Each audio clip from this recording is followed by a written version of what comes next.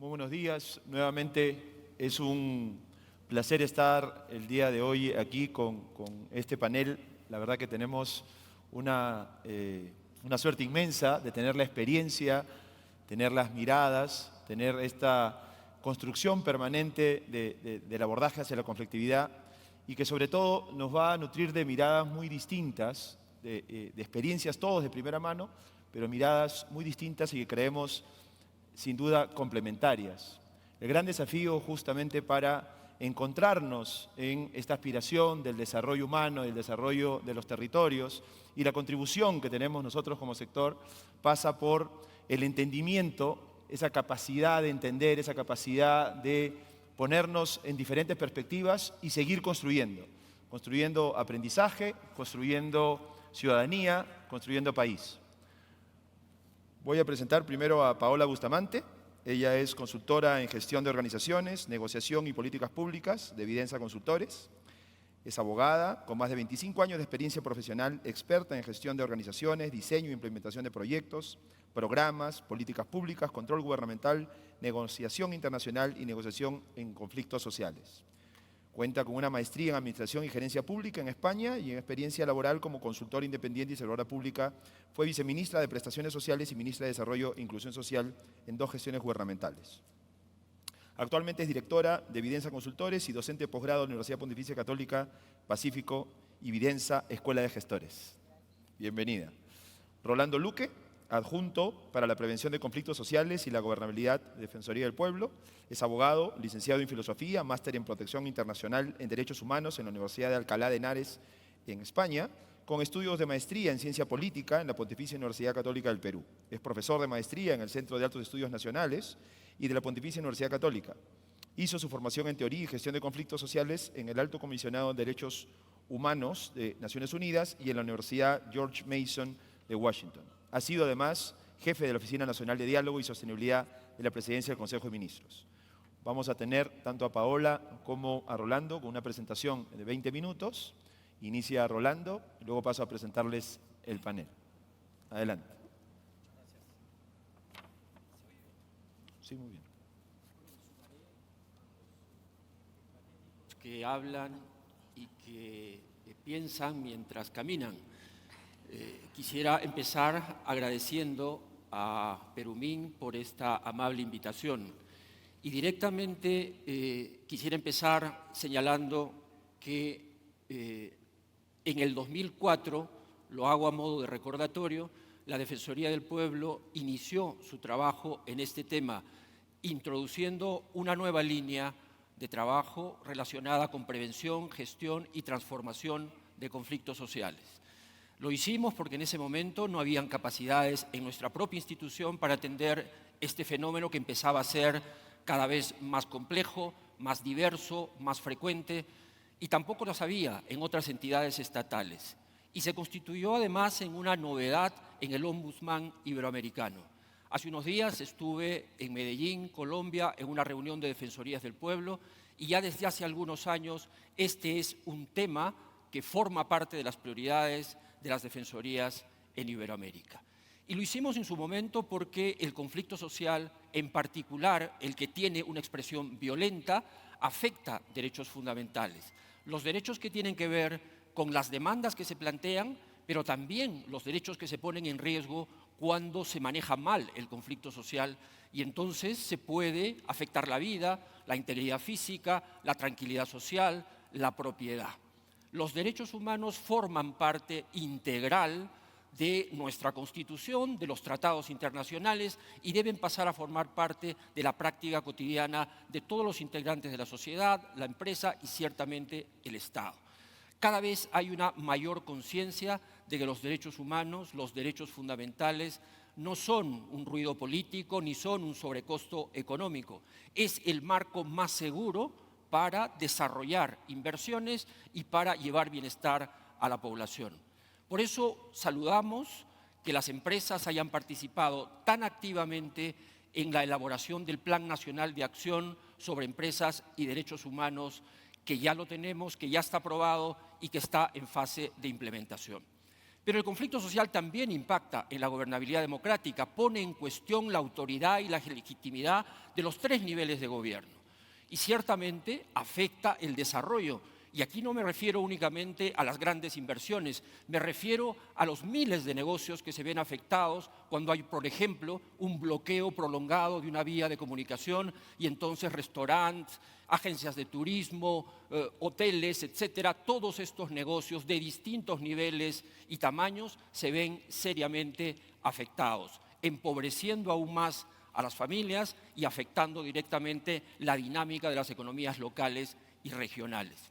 Pero también, por supuesto, en este esfuerzo que las instituciones del Estado y de las organizaciones sociales deben hacer permanentemente, el afianzamiento de una cultura de diálogo y paz se pone en entredicho cuando los medios violentos prevalecen sobre el diálogo o cuando también hay una respuesta desproporcionada, innecesaria, ilegal de parte de las fuerzas del orden que también afectan la vida o la integridad física de las personas. Estas han sido entonces las razones por las que el ombudsman peruano en el 2004 intervino y sigue interviniendo en conflictos sociales. El eje de nuestra intervención ha sido siempre el sistema de monitoreo de conflictos y alerta temprana. Un sistema que nos ha permitido recoger a nivel nacional, a través de 40 oficinas, la información que necesitamos para los análisis, los planes de intervención, el seguimiento de los acuerdos, las investigaciones de fondo. Hasta el momento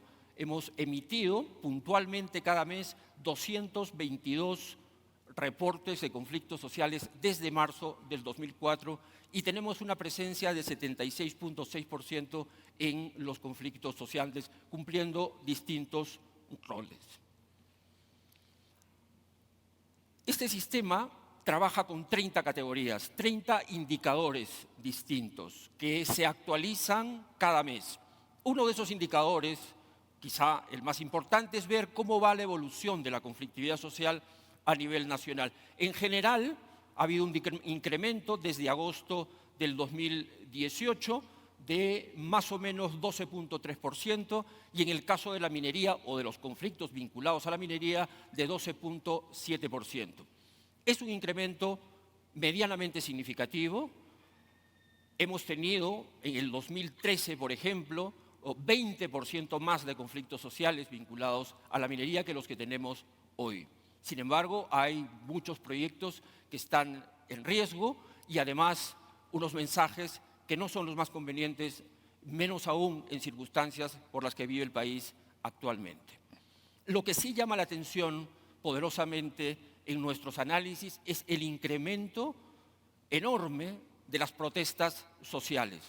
Si se mantuvieran con este ritmo de protestas que tenemos hasta ahora de 2.093 a lo largo del 2022, vamos a llegar a 3.139 protestas a fin de año. Es el número más alto de protestas que hemos tenido desde que empezamos a registrar este indicador en el país. Protestas que en un 20% tienen episodios de violencia y que se manifiestan principalmente a través de plantones, bloqueos y marchas. Pero no todas son estas malas noticias, también hay un esfuerzo muy grande por mantener al diálogo como la herramienta principal de gestión y transformación de conflictos sociales. Las capacidades estatales se han ido desarrollando a lo largo de estos años.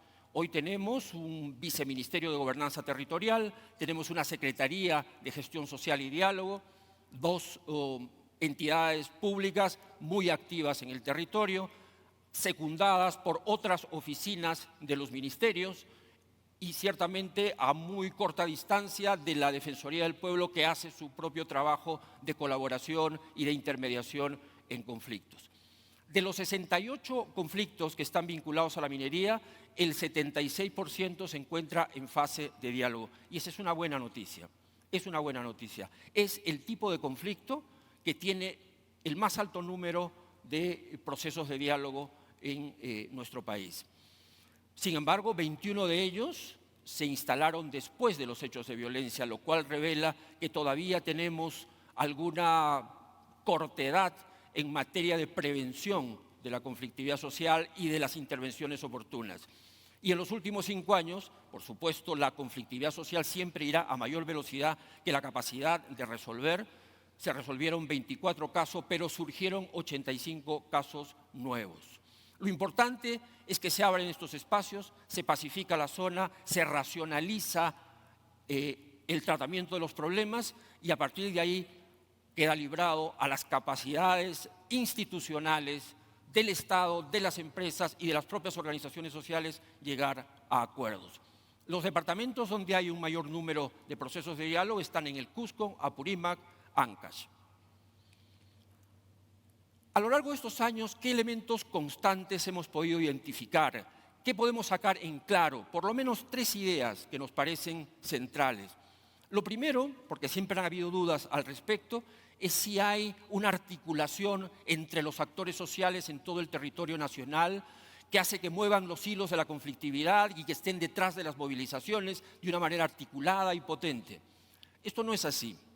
Esto no es así. En algunos casos pueden haber habido estas conexiones o unos contagios de un lugar a otro, pero lo que prevalece es que hay demandas que son muy propias de ciertos lugares, relaciones conflictivas entre determinados actores específicos, pero no es que exista una coordinación nacional que haga que la dinámica de la conflictividad social obedezca a unos patrones y obedezca a unos intereses concentrados en algunas organizaciones o en algunos individuos. Y esto tiene que ver sobre todo con el carácter más pragmático que tienen los dirigentes y las organizaciones, que tienen la mira puesta en reivindicaciones, en traer más bienestar a su población. Es decir, la discusión en algún momento se vuelve mucho más económica que ideológica. Y también hay una expectativa muy grande de las poblaciones de que esos cambios se produzcan en el corto plazo. Y por eso también se ve reflejado en que solo el 10% de los conflictos sociales vinculados a la minería son conflictos de oposición al proyecto. Es decir, las organizaciones y las comunidades le dicen no a la minería, aquí no la queremos y de ninguna manera vengan a desarrollar sus operaciones en esta zona. Solo el 10%. Claro, 10% puede significar una cantidad muy significativa de inversiones, más aún en las circunstancias actuales. Pero el dato interesante es que el 90% de los conflictos que se presentan en el Perú vinculados a la minería no son de oposición, son de circunstancias problemáticas que van surgiendo. Algunas se van quedando de una manera más persistente y otras se resuelven en procesos de diálogo. Pero hay 2 factores estructurales, y esto no solo tiene que ver con la minería, tiene que ver en general con todos los conflictos y con la situación del país. Ya de esto se ha hablado en las primeras intervenciones de esta mañana. Hoy, después de la pandemia, tenemos más de 2 millones de pobres que atender. Por consiguiente, el desafío de financiar servicios públicos para este grupo de peruanos y peruanas es mucho mayor para el Estado. De ahí la importancia de llegar a lo que se ha hablado en la mañana de un pacto por el desarrollo con la minería, ¿verdad? De esa manera tenemos mejores posibilidades de enfrentar este reto de atender las necesidades de estos 2 millones de compatriotas pobres.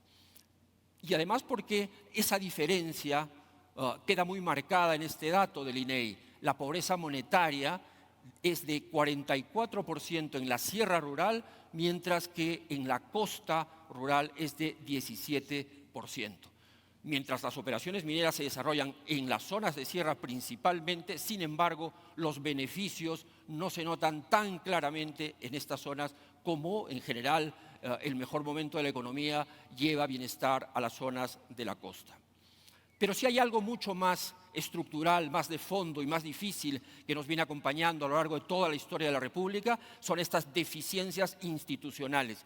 Sin institucionalidad no es posible el desarrollo en el Perú. La economía puede prosperar, pero prosperará de una manera desigual, donde la mayoría no se beneficiará. Quien es el encargado de que ese beneficio llegue a todos son las instituciones democráticas, las reglas de juego en nuestro país. Y ahí, lamentablemente, hemos ido decayendo en los últimos años de una manera sostenida. El Barómetro de las Américas nos ubica en satisfacción de la democracia en el penúltimo lugar. con 21%. Somos de los países en las Américas que menos afección tenemos hacia la democracia. Y en este momento en que empieza a recircular discursos contrarios a las formas democráticas de gobierno, hay que poner una especial atención en este punto, que tiene que ver directamente con recuperar el debate sobre las reformas institucionales en nuestro país y la reforma del Poder Judicial y la reforma de la administración pública y la reforma política. Pero también la ineficiencia nos juega un mal paso. Podemos tener una recaudación muy significativa, muy importante, y sin embargo, serias limitaciones para poder invertir bien ese dinero, ¿no? Y ahí tenemos un ejemplo de que 3 de los 5 gobiernos regionales de los departamentos con el mayor número de conflictos sociales vinculados a la minería tienen un gasto menor al 58%. Y si eso lo vemos a nivel de gobiernos municipales, las cifras son realmente alarmantes. Y un problema que está enraizado, diseminado, difícil de enfrentar, como la corrupción, también afecta directamente las economías de las familias y además pudre las instituciones, las descompone, las toma completamente, y a partir de ahí es muy difícil que los planes de gobierno, que los planes operativos, estratégicos se puedan llevar adelante si de por medio hay redes corruptas enquistadas en el Estado que impiden y limitan que esos planes se puedan llevar adelante en beneficio de la población. 5 departamentos con la mayor conflictividad concentran el 30% de los casos de corrupción a nivel nacional. Pero a esto que he explicado en relación a problemas más estructurales, hay que agregarle los problemas de la coyuntura actual. Es obvio que vivimos una mayor inestabilidad política, que no ha empezado con este gobierno, que viene de unos años atrás, pero que consideramos que se ha agravado en este gobierno. Cada vez la política tiene menos calidad, se ha privatizado, está relacionada de una manera desvergonzada con intereses privados, con intereses familiares, con intereses empresariales, perdiendo completamente el lustre que debe tener siempre de interés por los asuntos públicos, Eso es lo que caracteriza la política. Pero además ha tenido un efecto inmediato en estos meses de gobierno en el deterioro de la confianza en la administración pública. Y no puede ser de otra manera cuando vemos cambios sucesivos en la conducción de los ministerios, los viceministerios. Para darles solo el dato en relación a el Viceministerio de Gobernanza Territorial, desde que se creó este viceministerio hace aproximadamente 5 años, han habido 10 viceministros y 10 secretarios y 14 secretarios o secretarias de gestión social y diálogo. Eso para las poblaciones es desconcertante, porque la conflictividad se gestiona sobre la base de la confianza que establece el funcionario público con los dirigentes sociales y con las empresas. Y si estos cambios van a ser continuos, esa desconfianza tiene que renovarse continuamente o se pone continuamente en duda. Hay, por supuesto, también altas expectativas sociales, que no son esas expectativas que pueden esperar un tiempo prolongado, sino que hay unas exigencias de corto plazo que estamos observando, ¿no? Y eso corresponde, desde luego, a las autoridades modular esas expectativas, hablar con sinceridad para saber qué se puede hacer y qué no se puede hacer en los sucesivos tiempos corto, mediano o largo plazo. Y ha habido, o está pronosticada, una caída en el 2023 del 16% de la inversión minera, algo que realmente preocupa. Sin embargo, aquí yo quisiera hacer un par de comentarios sobre Fraser y sobre Fitch. Se han presentado los datos en la mañana de Fraser. Efectivamente, de acuerdo a su ranking, hemos caído en los últimos años por lo menos unas 20 posiciones de país con capacidad de atraer inversión minera. Sin embargo, hay que precisar que Fraser no tiene un indicador de conflictividad social. No tiene un indicador de conflictividad social, lo que tiene es un par de indicadores relacionados con desarrollo económico en las comunidades y con incertidumbre sobre venta de tierras. Pero no se parecen en nada al tema de la conflictividad social. Así que ese dato hay que tomarlo con prudencia. Y en el caso de Fitch, en su reporte de septiembre, acierta en señalar que la agitación social, que la inestabilidad política son dos elementos que pesan fuerte en relación a la caída de los precios o de las inversiones en nuestro país. Pero también pone el acento en los problemas de carácter económico internacionales y que impactan en nuestra economía. Y para terminar, ¿qué podemos proponer frente a esta circunstancia para fortalecer la gestión de conflictos? Lo primero, hay que hacer bien lo básico. Lo hemos dicho otras veces. Y hacer lo básico significa, primero, tener un sistema integrado de información. Sin datos oportunos y de calidad no se llega lejos. No se puede gestionar conflictos. Y como no se puede tener datos en el propio Poder Ejecutivo distintos cuando hay fuentes de información muy valiosas, pero que sin embargo no se entrelazan, no hay una interoperabilidad entre los lenguajes para poder darle una densidad mayor al momento de analizar a esos datos. Hay que superar el sectorialismo, de eso se hablaba también esta mañana. Eso es un vicio del Estado, el creer que uno puede enfrentar un fenómeno tan complejo como la conflictividad social desde el metro cuadrado de sus atribuciones, tributando solamente a su jefe y viendo con recelo la información de los otros ministerios o de las otras instituciones. Si esto no tiene un abordaje multiinstitucional, no se va a poder enfrentar la conflictividad. La conflictividad requiere infraestructura para el diálogo y una respuesta sistémica frente a ella. Hay que ir más allá de la lógica demandas, protestas, promoción del diálogo, control de la violencia, acuerdos. Eso es muy importante y es lo que venimos haciendo y ese es el gran esfuerzo de las oficinas de gestión de conflictos. Pero quedarnos solamente en esa lógica no va a contribuir a resolver problemas de fondo. Y por eso, en ese punto, es muy importante recuperar la agenda de debate sobre ley de minería, sobre concesiones mineras, sobre distribución del canon, sobre remediación ambiental.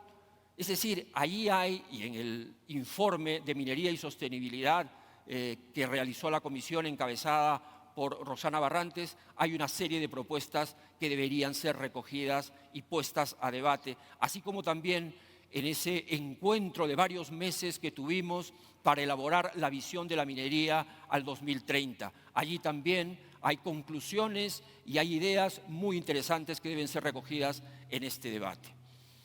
Pero también es importante que los acuerdos se cumplan. El porcentaje es muy alto de incumplimiento de los acuerdos. Allí la Defensoría ha planteado en un último informe defensorial titulado Conflictos sociales y cumplimiento de acuerdos que ese documento, que es básicamente político, deba tener una trazabilidad en la administración pública.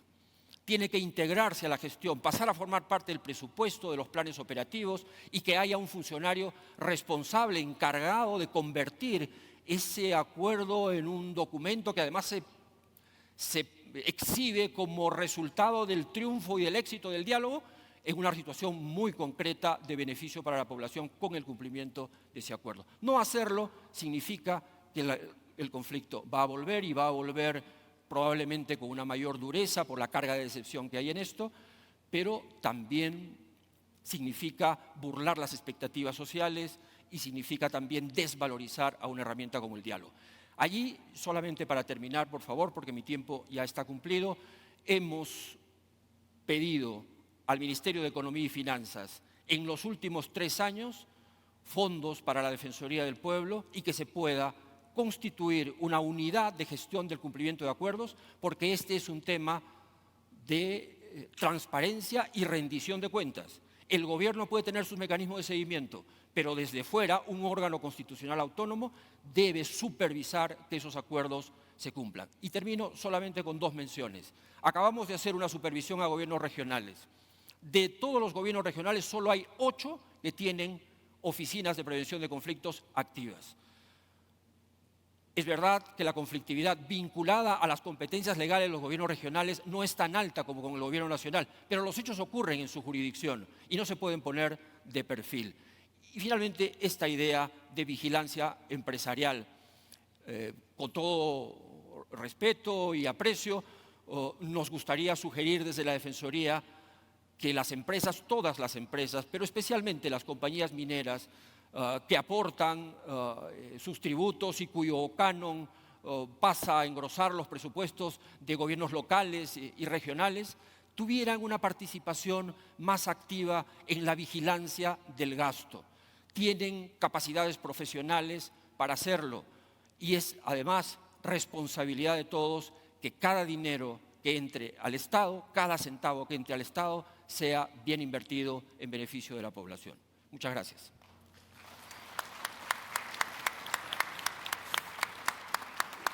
Muchas gracias, Rolando.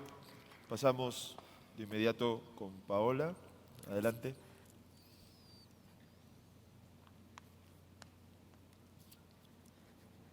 Bueno, muy buenos días. Es un gusto estar el día de hoy aquí con ustedes, sobre todo tratando un tema que convoca, que preocupa a nivel nacional y siempre buscamos alternativas para encontrar solución en corto plazo a los conflictos sociales. En el marco de un trabajo que estamos haciendo con el Instituto Ingeniero de Minas, ya ayer se avanzó con una presentación sobre la mirada para el desarrollo territorial, compartir con ustedes que hemos hecho un análisis de datos sobre ingresos, desarrollo, conflictos, y hoy día en este espacio me voy a concentrar con esos datos, plantearles algunas reflexiones. Si bien es cierto, nos preocupa la conflictividad, la pregunta es, ¿tenemos que atacar la conflictividad en el momento que surge? ¿De repente prevenirla un poquito antes cuando el proceso se está gestando? ¿O tenemos que trabajar mucho antes para minimizar los riesgos de conflictividad? Hemos escuchado ayer en un espacio, en uno de los paneles, donde está clarísimo que la conflictividad no la vamos a eliminar. Siempre van a existir conflictos. La situación que tenemos que buscar es que estos conflictos no lleguen a la escala que están llegando en distintas partes de nuestro país. Hay conflictos en varias partes del país donde se gestiona el conflicto, se evalúa cómo trabajar ese espacio de diálogo. Sin embargo, en otras zonas donde ya el conflicto ha llegado a actos de delincuencia, ¿no?, de afectación a la salud y a la vida de las personas, ahí ya estamos cruzando una frontera que va a ser mucho más difícil probablemente atender. Y en esa línea plantear algunas reflexiones. Y está claro, y eso lo sabemos todos, que es indudable el aporte de la minería a nuestro país y eso no está en discusión. El PBI, según el reporte del Banco Central de Reserva, el aporte a enero de este año llegó al 11,9%, con datos publicados en marzo de este año. Veíamos que en junio el pico en recaudación ha sido mayor a los 29.000 millones. Cerrando el 21, esa recaudación llegó al 16% de impuestos internos y las exportaciones evidentemente han significado un 63%, teniendo en cuenta la situación que estamos viviendo también en el mundo de demanda de los minerales y el precio. Sin embargo, estos datos que nos demuestran que efectivamente la minería aporta muchísimo a nuestro país, también tenemos percepciones de los ciudadanos. Y las percepciones van en diferentes sentidos. Vemos que el 70% de los peruanos considera que la minería formal beneficia al país en general. Y evidentemente entonces hay un reconocimiento que la minería formal es importante.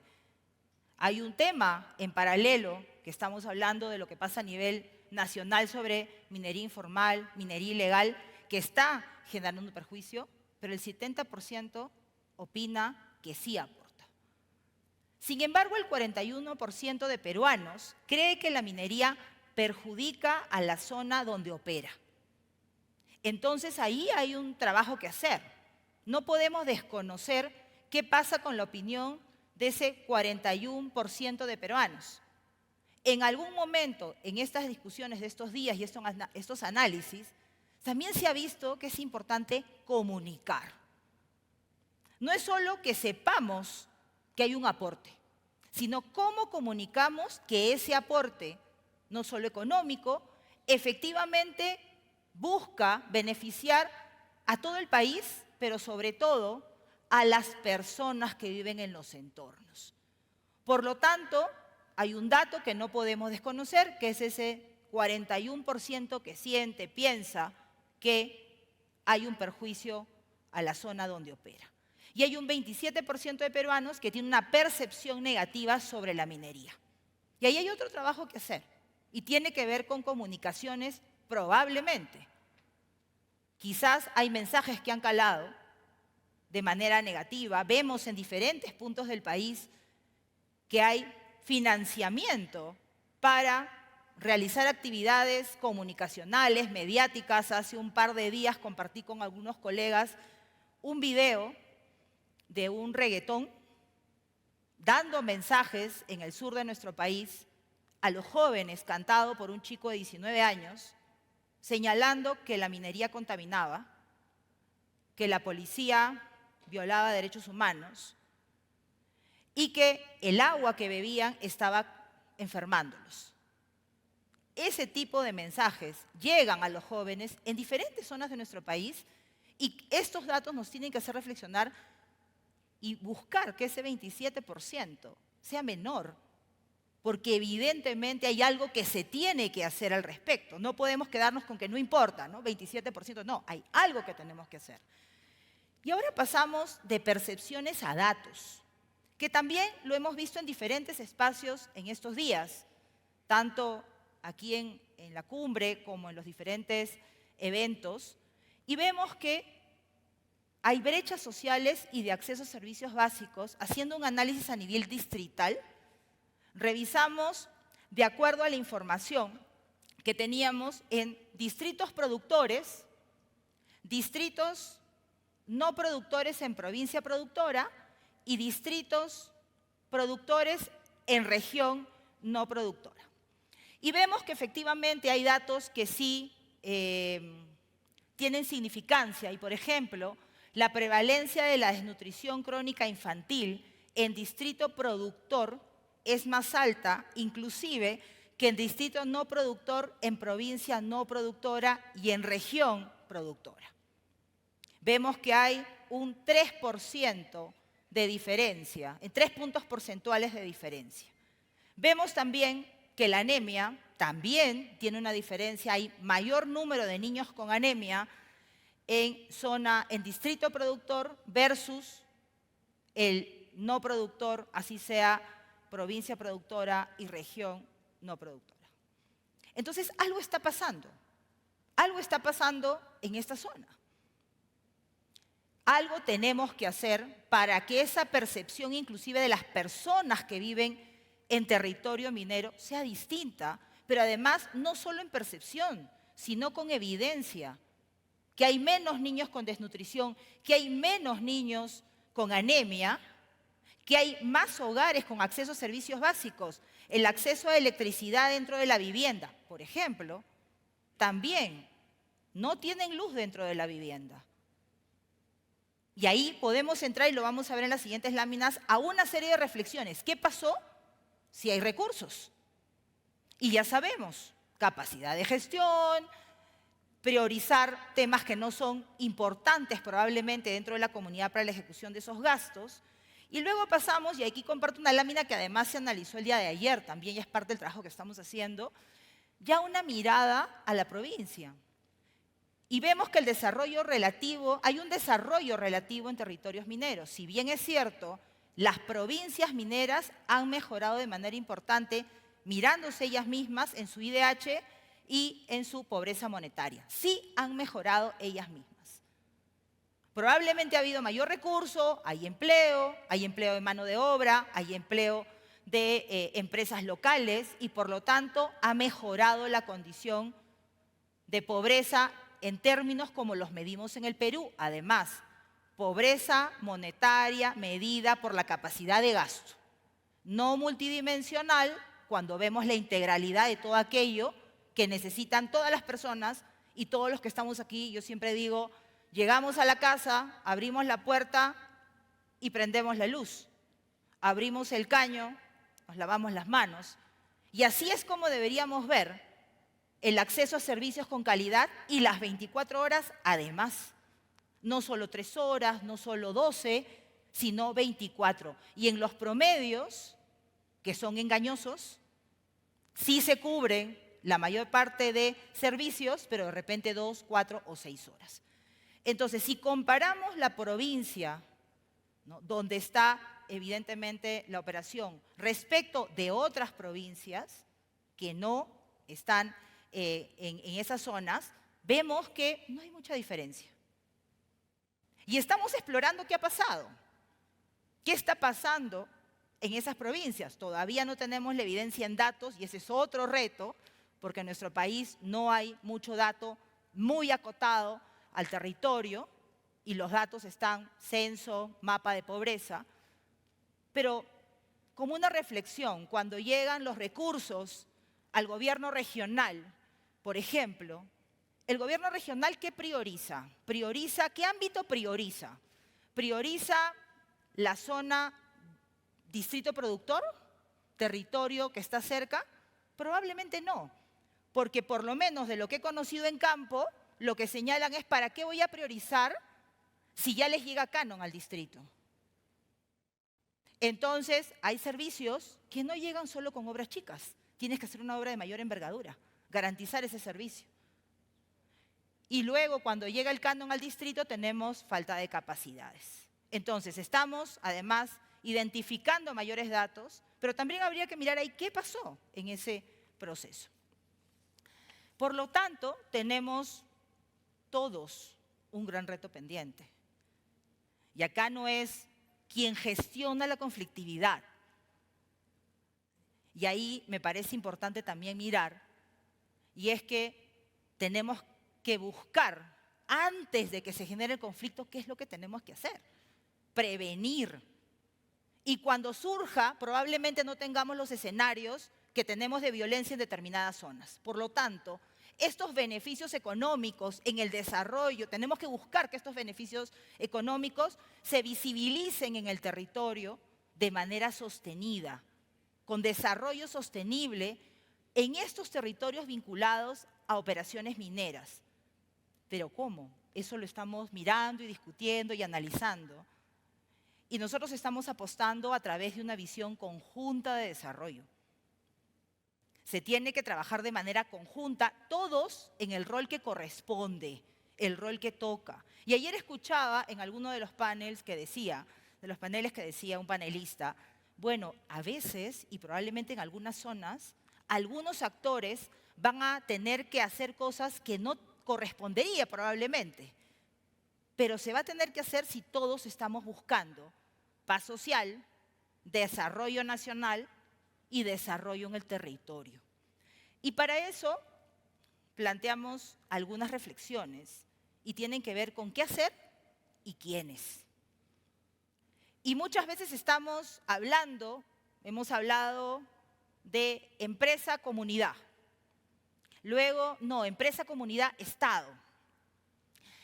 Empresa-comunidad-Estado, actores de la sociedad civil en el territorio, el rol de la universidad, la cooperación internacional, todo lo que esté en el territorio.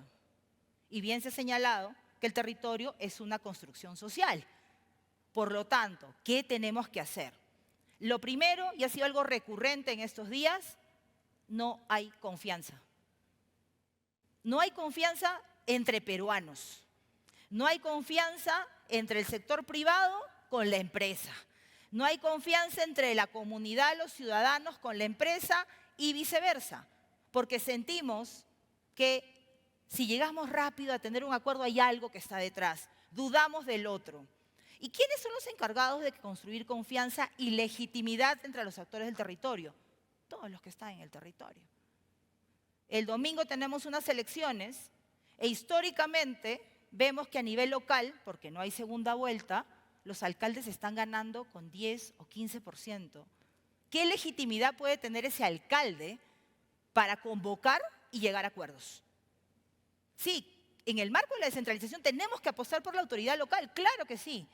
Pero si ganó con 12%, ¿podrá convocar a todos los actores? Entonces, tenemos todos que participar en ese proceso. Las empresas, la comunidad. Pero en el momento que estalló el conflicto, es bien difícil cuando tú tienes un conflicto, digamos, en plena ebullición, hablar sobre visión y desarrollo. Pensando en algunas zonas del país donde el conflicto está más grave en este momento, probablemente hemos llegado no solamente a actos delincuenciales, sino además el diálogo es solo transaccional. ¿Cuánto me das? ¿Cuánto quiero?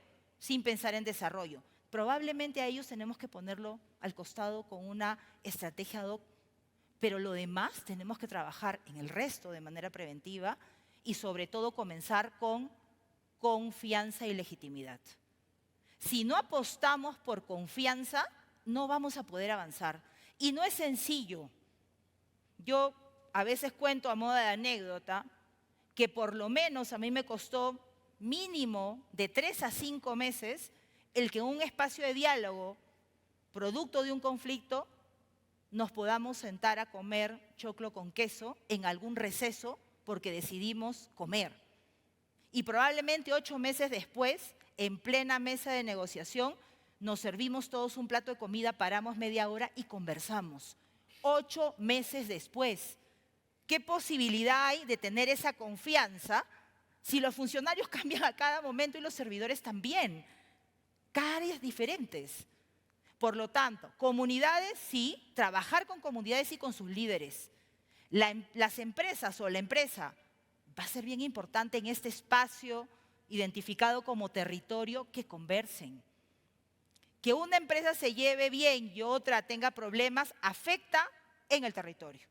Entonces es una apuesta también para trabajar de manera coordinada. Las organizaciones sociales de base juegan un rol importante. Probablemente en ámbito rural sean menos que las de más cercanas a la capital de departamento, pero es importante el rol que juegan. La autoridad, sí, la autoridad juega un rol central, tanto el distrital, regional y provincial. Y es cómo se puede involucrar y convocar sector público importante que esté presente. Probablemente no el gobierno nacional, probablemente no el Ministerio de Energía y Minas o la PCM en todos los espacios, siempre, permanentemente, porque nos faltarían funcionarios, pero sí que estén conectados, que sepan qué está pasando, que participen en este espacio. No estoy hablando de solución del conflicto, estoy hablando de una etapa previa y tenemos que apoyar esos espacios. Lo segundo, que es un reto, es fortalecer la presencia, gestión y coordinación del Estado en las localidades donde se desarrolla la minería. ¿Por qué? Porque hemos visto que cuando hablamos de acceso a servicios básicos no hay presencia del Estado. Efectivamente, porque no ha hecho nada. El Estado en sus diferentes niveles de gobierno. Cada vez que hablamos de Estado, muchas veces se piensa gobierno nacional. No. Estado implica nacional, regional, local y provincial. Y el Estado ha estado ausente y tenemos que generar las condiciones y contribuir. De pronto me dicen, ya, pero estamos en el sector privado. Bueno, tendremos que dar a conocer que es necesaria esa presencia organizada. No que vengan por separado, que hay un liderazgo, y hablaba en el panel previo, totalmente de acuerdo, y Rosana lo mencionaba, mientras no tengamos una política de Estado que priorice a la minería, que mientras no tengamos una política nacional que marque la línea, además, cómo se articulan los 3 niveles de gobierno, vamos a estar con actividades separadas. Es importante trabajar de manera conjunta y en ese sentido la presencia del Estado juega un rol central de la mano con la academia. Las universidades han estado mucho tiempo ausentes y es necesario que se involucren. ¿Para qué? Para tener esos datos, para tener esa mirada prospectiva de qué espera el departamento y la región, qué se busca. La comunicación efectiva es otro de los temas que nos parece central. Comunicación efectiva implica, y ese es el esfuerzo de quienes tenemos el micrófono, ¿no?, que quienes nos están escuchando nos comprendan. El problema no es de quienes están sentados, el problema es de quién comunica. Cuando estamos en un espacio de reconstrucción de confianza, de encontrar puntos de consenso que nos busquen, que nos permitan llegar a acuerdos. No es que qué pena que no me entendieron. No, no hice lo suficiente para que me entiendan. Entonces el tema intercultural es central, es absolutamente central. A veces vamos con una mirada más urbana. De pronto el señor está feliz viviendo en su vivienda de adobe y nosotros creemos que es mejor que viva con ladrillo y cemento porque ese es el estándar que tenemos. De pronto el cerro, un cerro más que tenemos que de repente tomar para la actividad, y de pronto ese cerro era el Apu y la historia del pueblo y del distrito está centrado en ese Apu. Si esta comunicación no es efectiva, no va a haber confianza, no va a haber diálogo, no va a haber construcción conjunta. Y eso es algo que tenemos que ponerle mucha fuerza, mucha dedicación, para que quienes vayan del Estado, de las empresas, de quienes corresponda atender ese espacio para la construcción conjunta, tienen que tener ese mecanismo de comunicación que permita hacer clic. Y sobre todo, información y transparencia en la información. Y yo sé que se me acabó, me voy a robar 2 minutitos nada más, y escuchaba, y voy a tomar el ejemplo en la presentación de Javier de Blanco Mundial, el mapa y los datos geológicos, ¿sí? ¿Qué pasaría si en nuestro país, además de apostar por esos datos geológicos, apostáramos por mirar cómo está el suelo y en las zonas donde hay mineral, si el suelo está mineralizado, si el agua está mineralizada? Si es así, ya tienes la foto previa antes siquiera que llegue la operación. Por lo tanto, eso permitiría transparentar. No va a ser fácil. Agua mineralizada, probablemente ya con afectación a la salud en algunos casos, sin que una empresa haya entrado, sin que haya hecho una perforación. El Estado tendrá que ver en la línea de planificación. Por eso es tan importante política de Estado y política. Entonces, aquí participan los actores que acabamos de mencionar. Y finalmente, ¿cómo se hace todo esto? ¿En dónde? ¿En qué espacio? En un espacio para definir la visión de desarrollo del territorio. Volvemos a la mirada de desarrollo territorial.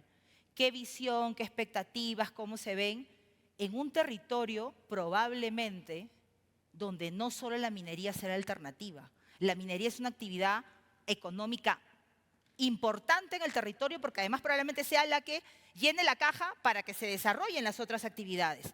Pero no solo es de actividad minera.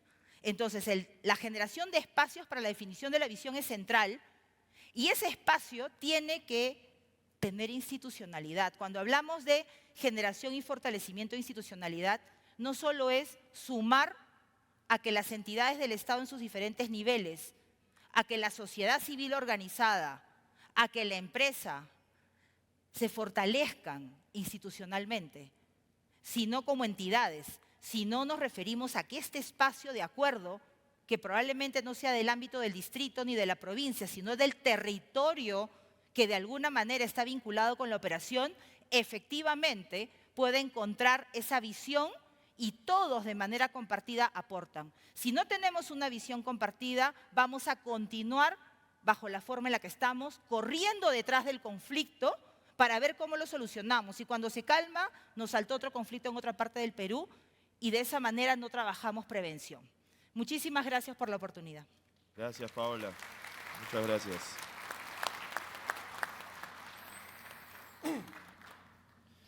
Bien, paso a presentar nuestro panel.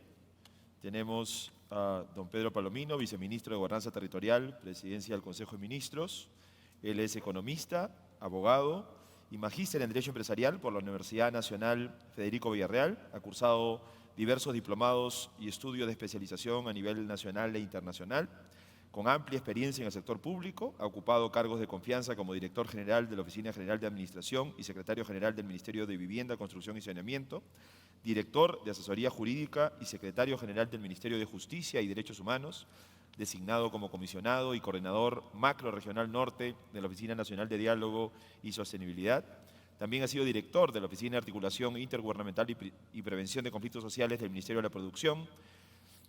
Y en empresas, experiencia con empresas privadas como gerente de logística, empresas públicas, gerente de logística de Sedapal, gerente regional de Electro Oriente, gerente de la Gerencia de Relaciones Comunitarias y Gubernamentales de Perú Petro. Paso también a presentar a Baltasar Lantarón, nuestro gobernador regional del Gobierno Regional de Apurímac. Bienvenido. Actual gobernador regional, presidente además de la Mancomunidad de los Andes 2022, directivo de la Asamblea Nacional de Gobiernos Regionales, estudios en gestión pública en la Universidad del Pacífico, estudios de maestría en docencia, educación superior en la Universidad Nacional Mayor de San Marcos y licenciado en educación primaria también por la Universidad Mayor de San Marcos.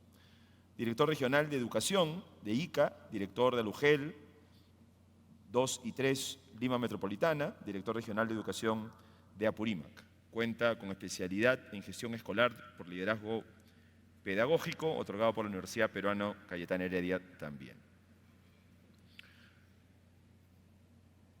A continuación tenemos a Pablo O'Brien, él es consultor ERM, historiador y comunicador con habilidades en mediación político-social para la construcción de consensos, experiencia en gestión social y negociación en conflictos para industrias extractivas, conocimiento en gestión pública, articulación en proyectos de innovación y desarrollo productivo.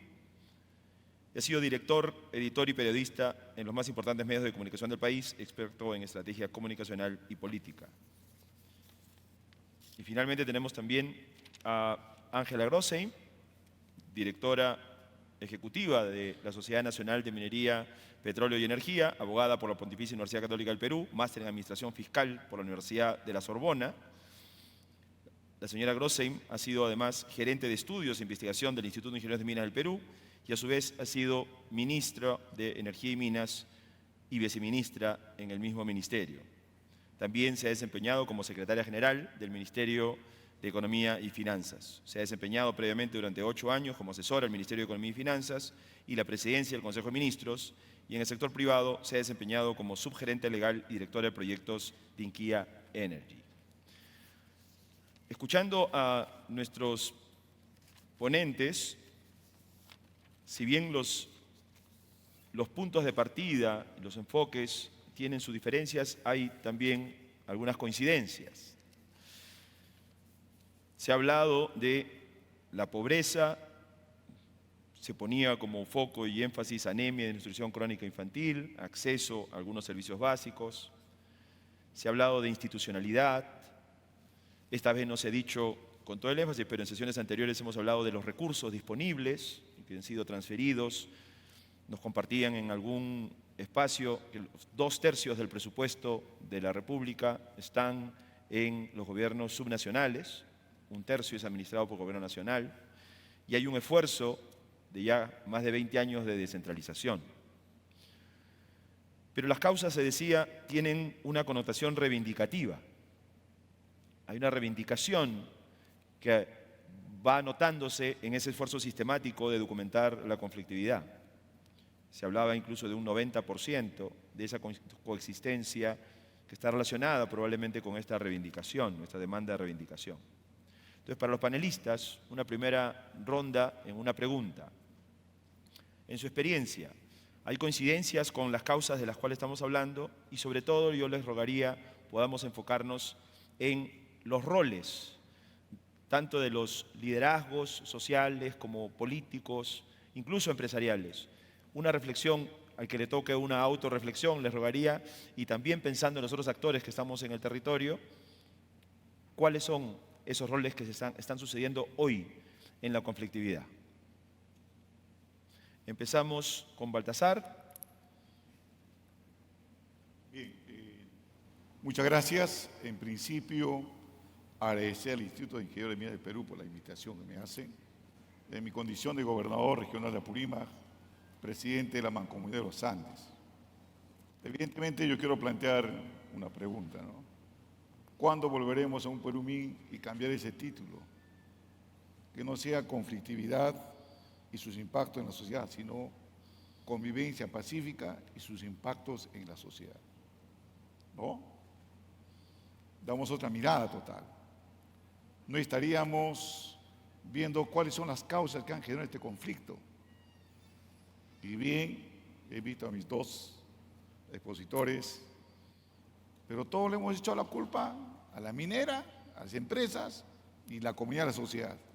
¿Y dónde está el Estado? Sobre todo el Ejecutivo. Es el que genera más problemas, el que genera más conflictos. En el tema de las bambas, yo le dije al Premier, hoy póngase los pantalones y vaya a Chalahuacho a resolver el problema. Y me dijo el Premier que lo iban a secuestrar en Chalahuacho. Generan conflictos cuando el señor Bellido era Premier y crea falsa expectativa en Chumbivilcas y nos dice que Chumbivilcas, Capamarca, van a ser áreas de influencia directa de las bambas. Están a 200 kilómetros. O sea, quieren vulnerar todo un Estado de Derecho. Ellos quedan en conflicto. Y gracias a esta situación, tenemos la información de la encuesta Fraser 2021, cuando en el 2017 Perú se encontraba índice de atracción para invertir en un país. Entre los países, las empresas mineras, decíamos. El Perú en el 2017 estaba en el puesto 19, 18 bajamos al puesto 14, y ahora en el 2021 estamos en el puesto 42. Ese es el resultado que tenemos de las políticas, de lo que están gobernando el país.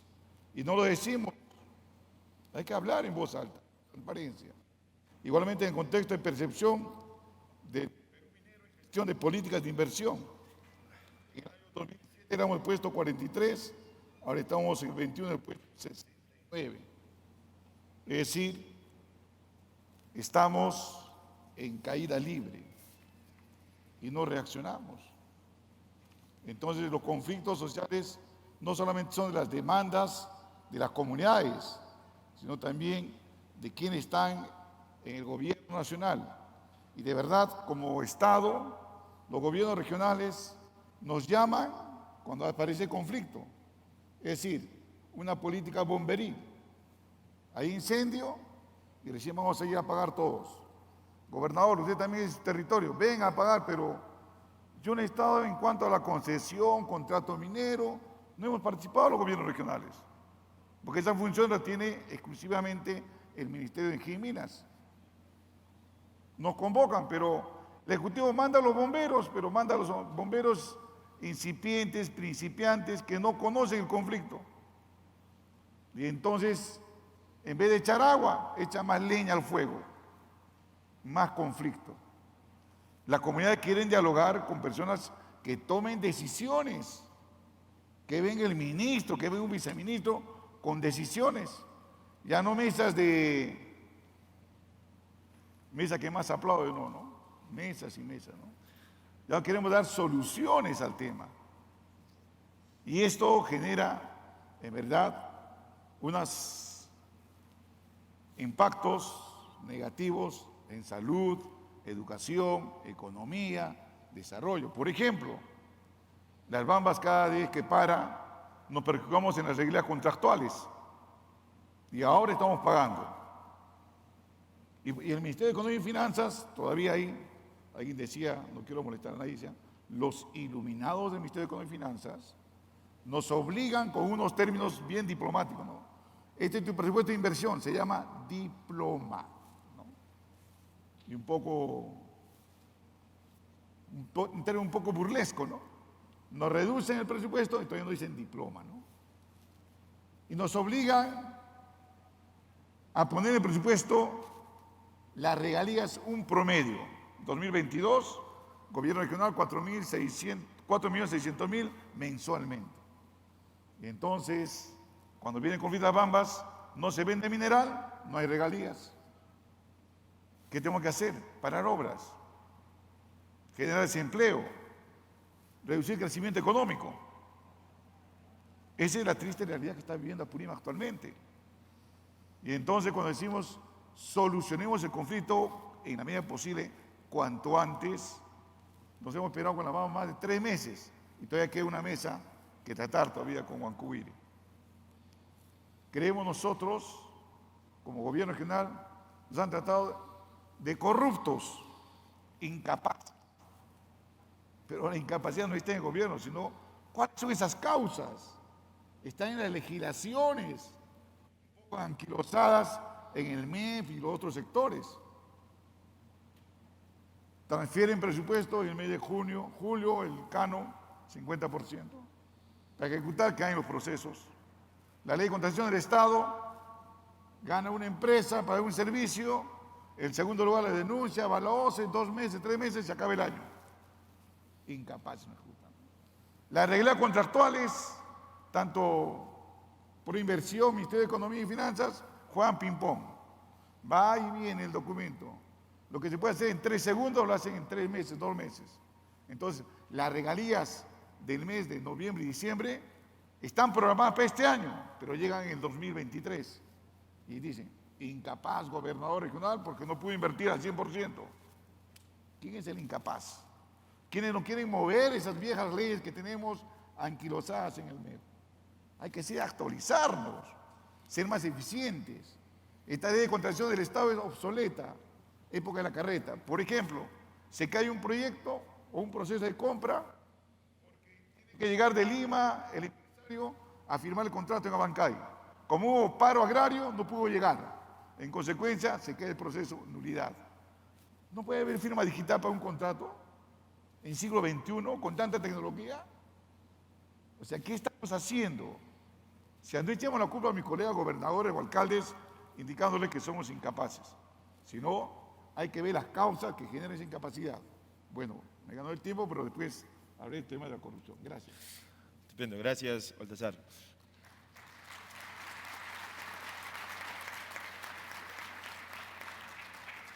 Seguimos contigo, Pedro. Gracias. Primero que nada, muchas gracias por la invitación. A ver, ¿cuáles son las causas, no? Por lo general, las grandes discusiones están basadas en o señalar que es el Estado por su ausencia, por su falta de digamos, presencia en estos lugares, por incumplir con su deber, por su falta de capacidad de gestión. Y por otro lado, a las empresas, digamos, como que se les señala porque contaminan, porque no hacen un trabajo adecuado, porque incumplen los compromisos, porque afectan o no dan los beneficios que las comunidades esperan. A mí siempre me han molestado estas dos explicaciones porque de una u otra manera dejan a los actores sociales, a las comunidades, como, digamos, unas espigas, ¿no?, de trigo que son movidas por estos dos grandes vientos y que no son actores de su propia historia y que no son actores políticos reales de las cosas que ocurren en su territorio.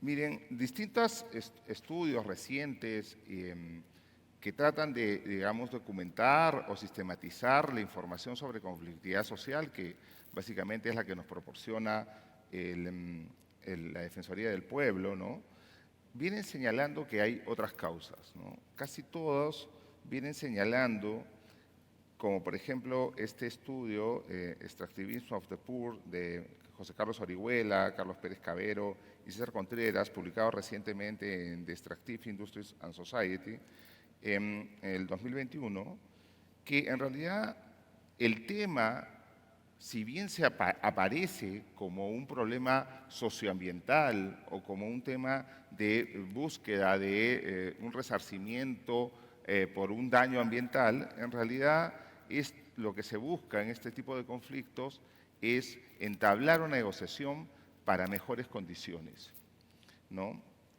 Entonces, por ejemplo, ¿no?, y permítame hacer la cita de esto, ¿no?, con todo, para bien y para mal, dadas las condiciones institucionales y económicas del Perú, encontramos que los conflictos socioambientales producidos por las industrias extractivas se enmarcan finalmente en el descontento a nivel local como una lucha para aprovechar oportunidades económicas y compensaciones a corto plazo, tales como puestos de trabajo y transferencias de ingresos, antes que detener la mercantilización de los recursos naturales. Esta conclusión, ¿no?, a la que llega este estudio, además señala, a diferencia de lo que dijo después de revisar todos los conflictos del 2005 al 2009 que se encuentran en el repositorio de conflictos de la Defensoría del Pueblo, al analizar estos 517 conflictos, señala que solo entre el 2 y el 5% del universo total de estos conflictos fueron para detener un proyecto, ¿no? No el 10, como dijo Rolando, pero probablemente ahí haya que ver un análisis de la data, ¿no? Y creo que ahí habría que verlo un tema metodológico. Entonces, a lo que nos lleva esta reflexión es que hay conductas económicas que se han desarrollado en estas regiones, conductas absolutamente racionales que llevan a que el conflicto sea una manera de presión para obtener esta mayor renta. A partir del 2015 en adelante, las distintas oficinas de gestión social comenzaron a percibir que había un cambio en la conflictividad. Y este cambio iba hacia una presión real y más fuerte para obtener una mayor distribución de la renta, ¿no? Y eso se expresaba básicamente en temas de pedidos de convenios marco, fondos sociales, acceder como proveedores, mayor cantidad de, digamos, gente que labore en la propia empresa minera. Y además el tema de integrarse al EIA, al área de influencia directa, ¿no? A las áreas de influencia directa o indirecta de los proyectos mineros. ¿A qué se debe este pedido? Este pedido se debe a que en el EIA se establece que tiene que haber un plan de participación ciudadana y ese plan de participación ciudadana debe efectivamente contemplar todas estas cosas que acabo de señalar, proveedores locales, mano de obra local, etcétera. Entonces, de una u otra forma, esta, digamos, figura de los estudios de impacto ambiental y de la determinación de las áreas de influencia directa han condicionado, ¿no es cierto?, el hecho de que la gente exija o pida pertenecer a la EIA. O sea, una forma de acceder, la llave para acceder a estos beneficios es pertenecer a la EIA, ¿no? Y de alguna forma este es un condicionamiento hacia el rentismo, ¿no? Como lo establece Kruger. Y de esta forma, ¿no? Kruger señala que el rentismo es un privilegio que le damos a determinadas personas, ¿no? Y que estos privilegiados van a tender a mantener este privilegio o a ampliarlo cuando nosotros, digamos, haciendo o ejerciendo una presión de carácter política, un lobby, ¿no? Este lobby, en realidad, en las zonas mineras, esta presión política, es finalmente el conflicto. Es la forma en que han encontrado estas personas de hacerse notar y llegar a acuerdos que mejoren sus situaciones económicas.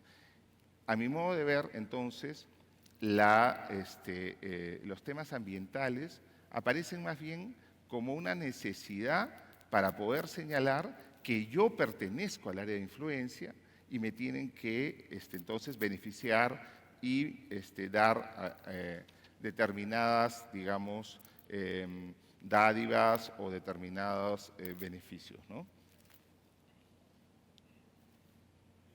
Gracias, Pablo. Habíamos dicho que la pobreza, la institucionalidad marcaban un punto de partida. Nos han dicho además que tenemos una ley, un marco regulatorio que no necesariamente privilegia la velocidad de la ejecución de los recursos disponibles, que pareciera que todos estamos de acuerdo debieran ejecutarse. Nadie está en desacuerdo que los beneficios tienen que ser extendidos y la creación del desarrollo humano y la prosperidad económica de las personas debiera ser un objetivo común. Creo que ahí todos estamos de acuerdo. Lo que se ha dicho primero por Baltasar es que la estructura como está no está ayudando a hacer eso. Y nos estamos empezando a señalar entre nosotros, a ver quién es responsable, pero no estamos resolviendo la estructura del desafío. Nos dice además Pablo que hay un comportamiento que se genera de manera natural. Si el sistema no funciona, yo tengo que seguir viendo por ser parte de la oportunidad. Y en los términos, la búsqueda de la renta. ¿Sí? Pasamos con Pedro. Desde tu perspectiva, desde la experiencia en diversos, además, sectores del gobierno, no solamente en el cargo actual, ¿cuál es su perspectiva en términos de las causas y el rol? Quisiera que pudiésemos tener esa reflexión sobre el rol que juegan los diferentes actores en la conflictividad de hoy. Bien, muchas gracias por la gentil invitación y quisiera comenzar expresando el saludo fraterno del señor presidente del Consejo de Ministros a esta magna concurrencia.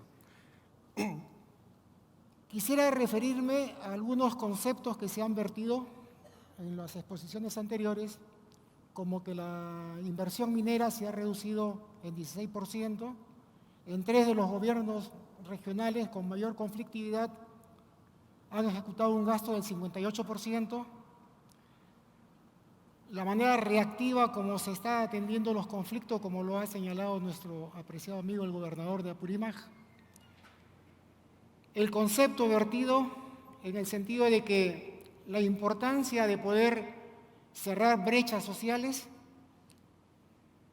pero hay un tema importante y creo que tenemos que ser y partir de ahí, ¿no?, con una autocrítica, en el sentido de que el Estado es lento,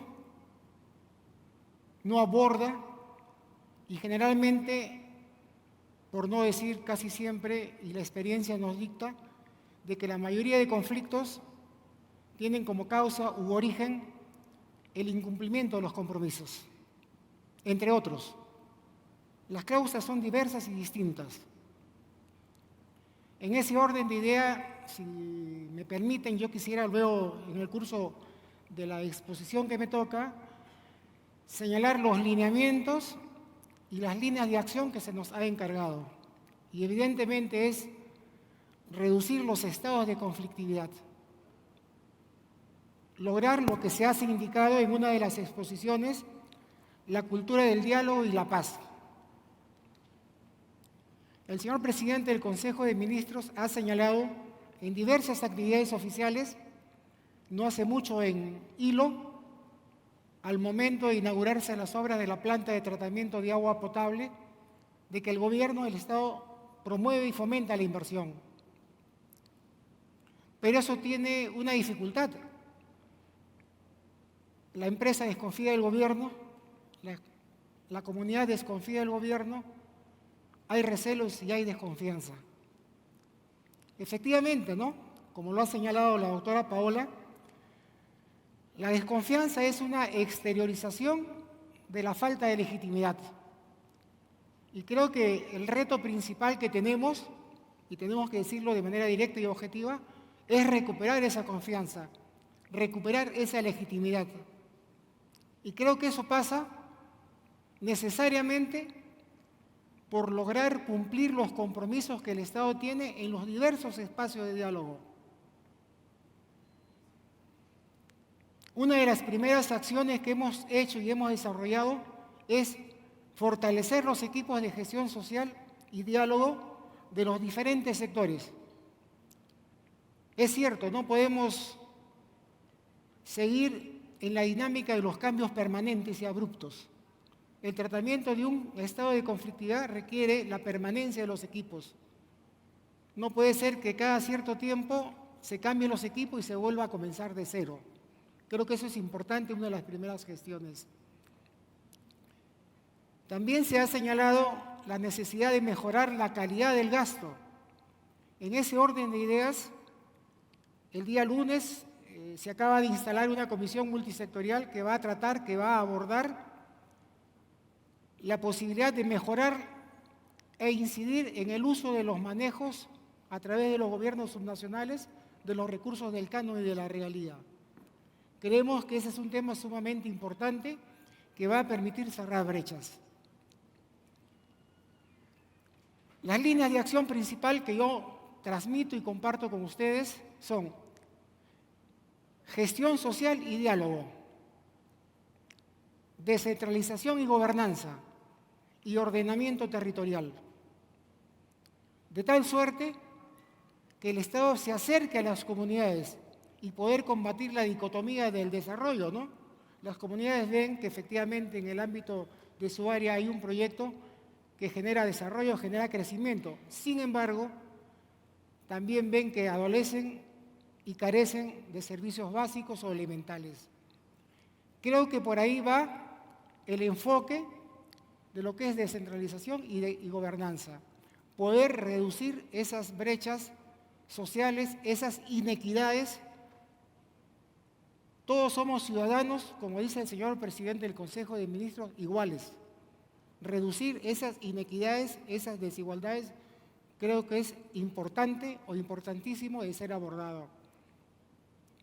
En el ámbito de la gestión social y diálogo, a través de la Subsecretaría de Seguimiento, estamos consolidando la información para ver cuál es el nivel de avance de los compromisos a la fecha que faltarían cumplirse o están en proceso de cumplimiento. Creo que esa es una de las razones que nos va a permitir poder adelantarnos al estallido de los conflictos sociales, la prevención del conflicto. Si eliminamos una de las causas del conflicto y no lo atendemos cuando éste estalla, si no lo atendemos antes, creo que vamos a poder ir avanzando. Generar esa cultura del diálogo, esa cultura de paz al cual se han referido anteriormente. Hemos encontrado un sinnúmero o un número grande de actas de compromisos en diferentes espacios. Creo que conocemos todos, ¿verdad?, que muchos de ellos, un gran porcentaje, está en proceso o no se han cumplido. Ese es el reto que hemos asumido. Nuestro despacho está permanentemente dispuesto a trabajar de manera conjunta, ustedes, empresa, y nosotros, Estado, primero para poder coordinar un modelo de desarrollo regional, y creemos que tampoco es importante o no es necesario que en un mismo espacio territorial existan o coexistan diferentes espacios de diálogo. Eso dificulta y agota la intervención del Estado. En ese orden de ideas, estamos priorizando la intervención en diversas partes del territorio, como por ejemplo el corredor vial. Creo que se me agota el tiempo y en esta primera intervención, Darío, yo termino para luego continuar de ser oportuno. Gracias. Gracias. Muchas gracias, Pedro. Bien, Ángela, la misma pregunta. Las causas y los roles de los actores. Gracias, Darío. Quiero también dar un saludo a los panelistas y muy interesantes exposiciones. Creo que de alguna manera ya algunos lo han señalado. Para mí es de vital importancia el tener claridad en qué consiste un conflicto, ¿no? Muchas veces tenemos conflictos que tienen una apariencia socioambiental u otra, pero creo que no debemos perdernos en ellos, sino determinar exactamente cuál es en realidad lo que está sucediendo, qué hay detrás, y no tener miedo de decirlo, porque eso a veces sucede. O sea, a veces hay temas políticos, a veces hay casos hasta de extorsión, a veces efectivamente también hay problemas justamente por incumplimientos de compromisos públicos, privados, y por qué no decirlo también, con problemas socioambientales. Pero creo que para que exista un diálogo real, lo primero que tenemos que tener es claridad, exactitud sobre qué es lo que se está discutiendo, cuál es el problema. En segundo lugar, creo que debemos ser muy conscientes de no permitir los actos de violencia. En los últimos meses hemos visto cómo esto se ha incrementado y cómo, además Rolando lo ha explicado muy bien, afectan los derechos humanos. Hemos visto cómo han afectado derechos humanos de trabajadores, limitándoles el uso del agua o eliminando el uso del agua, violencia física, inclusive intentos de violación, sin contar robo, afectaciones a la propiedad privada de diferentes actores, ¿no? E inclusive tenemos invasiones a la propiedad privada hasta el día de hoy durante meses. Entonces, creo que por ese lado tenemos que ser muy firmes y claros en lo que se tiene que hacer. Y obviamente también con un plan de acción muy efectivo que no vaya a ser justamente lo contrario, como también señalaba Rolando, ¿no? Irnos al otro lado y al otro extremo de violencia. Por otro lado, dentro de tus preguntas es cómo lo abordamos, ¿no? Aquí obviamente esa tiene que ser una intervención integral, multisectorial y también multinivel, porque claramente no es un problema solamente del gobierno nacional, sino también regional, local, provincial. Entonces, todos los actores son determinantes aquí. Y en ese sentido, ya lo han señalado antes, pero quiero nuevamente resaltarlo. Aquí tenemos que fortalecer las capacidades, tenemos que fortalecer las instituciones para que realmente puedan trabajar de manera preventiva. ¿Qué es lo que sucede el día de hoy? Ya el gobernador lo señalaba. Cuando comienza a escalar el conflicto, tenemos a las autoridades locales, regionales, que visitan los diferentes ministerios. Paola, tú habrás pasado por eso. Te visitan contándote del proyecto, etcétera. Y lo mismo los empresarios, pasan exactamente por lo mismo. Y además, obviamente, con cambio de autoridades, etcétera, tratando de buscar el apoyo para poder solucionar esta escalada del conflicto. ¿Qué podemos hacer? ¿No? Aquí necesitamos una política preventiva. En ese sentido, una de las ideas que han surgido ya hace algún tiempo es crear, por ejemplo, una plataforma en la cual estén integrados todos estos actores, incluida la empresa, no solamente el sector público, en la que exista como una historia clínica de la operación de la unidad minera con la información completa, además de los conflictos, para que puedan todos esos actores compartirlo con reuniones periódicas, con autoridades asignadas, para que puedan estar completamente informadas y ayuden además al seguimiento de los compromisos asignados. Eso nos va a ayudar también a podernos medir como funcionarios públicos y medir también a los funcionarios privados. Creo que de alguna manera ello podría ayudar a que exista esta prevención en la conflictividad, porque todos podrían colaborar con la información de manera permanente y previa, obviamente, a cualquier escalada. Y lo dejo por aquí por ahora. Gracias. Pasamos a una segunda ronda de intervenciones, los panelistas, y luego cerramos con comentarios finales de nuestros ponentes. Ya algo ha adelantado Ángela. Necesitamos, evidentemente, con este diagnóstico y lo que nos convoca, y a la llamada de Baltasar para poder cambiar el título y la convivencia pacífica y ojalá la prosperidad de las personas, el desarrollo de los territorios, sea el siguiente título. ¿Qué tenemos que hacer diferente? Han habido varias propuestas, tenemos un punto de partida complejo, tenemos además diferencias de los puntos de partida en diferentes ámbitos donde se desarrolla la inversión minera, no todos están en la misma situación. Y de nuevo, si pudiésemos pensar en los actores, en los que estamos en el territorio y los que debieran estar en el territorio, ¿qué tenemos que hacer diferente? En el mismo orden. Empezamos con Baltasar. Bien, muchas gracias. El tema es, aquí Paola, nos conocemos muchas veces, nos hemos estado juntos en Progreso, en Charaguacho, en Akira, más de 14 horas sentados dialogando con la comunidad. Pero 3 meses para que le es invites parte el de la show. democracia que tenemos que aceptar nosotros, para que llegue a consenso, porque todos los dirigentes quieren participar. Entonces, Paola nos decía hay que construir confianza. Yo decía hay que ir un paso más adelante, ¿no? Por ejemplo, aquí en el auditorio la mitad son hinchas de la U y la mitad son hinchas de Alianza, ¿no? Hay los aliancistas. Bueno, El Melgar. tenemos que construir una alianza estratégica de desarrollo integral. Eso es, una alianza. Antes de ver desarrollo territorial, primero hay que estar aliados, juntos, con el mismo sueño, la misma visión. La empresa es parte de la comunidad. Eso tiene que ser el enfoque. Desde el inicio, ¿no? El trabajo de exploración, trabajo social. Entonces, hay que cambiar también el paradigma de la empresa minera, ¿no? Oiga, no solamente es inversión, exploración, explotación, todo, no, sino generar alianzas. O sea, gano yo, gana también ellos la comunidad. Y eso hay que cambiar también el chip, ¿no? Y es tiempo de salir de ese paradigma. Ahora hay que ver otros empresarios mineros que apuesten por la comunidad y sobre todo la paz social, que es fundamental. A partir de una paz social, nosotros podemos ver el desarrollo integral territorial. Y de eso es importante ver nosotros.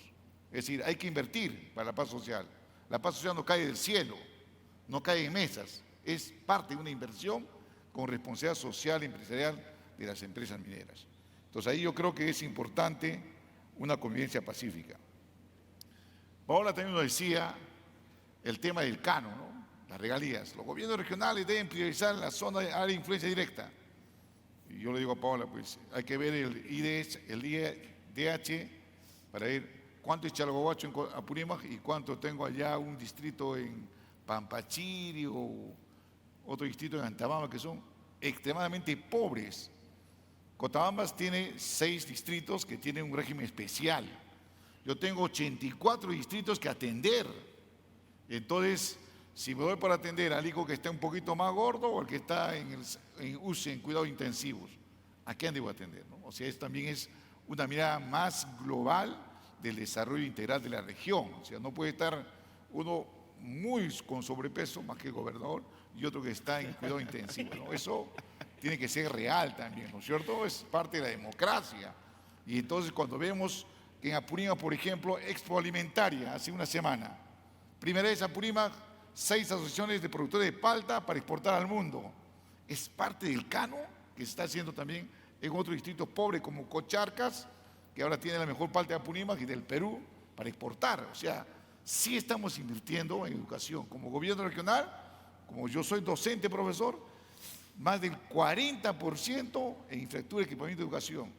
Les voy a invitar a ustedes, a la prensa, que vayan, visiten Apurímac, la calidad de infraestructura que estamos para los niños marginales también que tenemos. Igual los centros educativos iniciales en todo Cochabamba, Saquira, Coyurqui, Tambobamba, Mara, nada que envidiar un colegio de primer nivel de Lima, con todas las condiciones. Entonces, yo creo que por ese lado tenemos que ver. Y hay un tema importante aquí. Hay obras por impuestos, como también hay obras que va a haber de la empresa minera.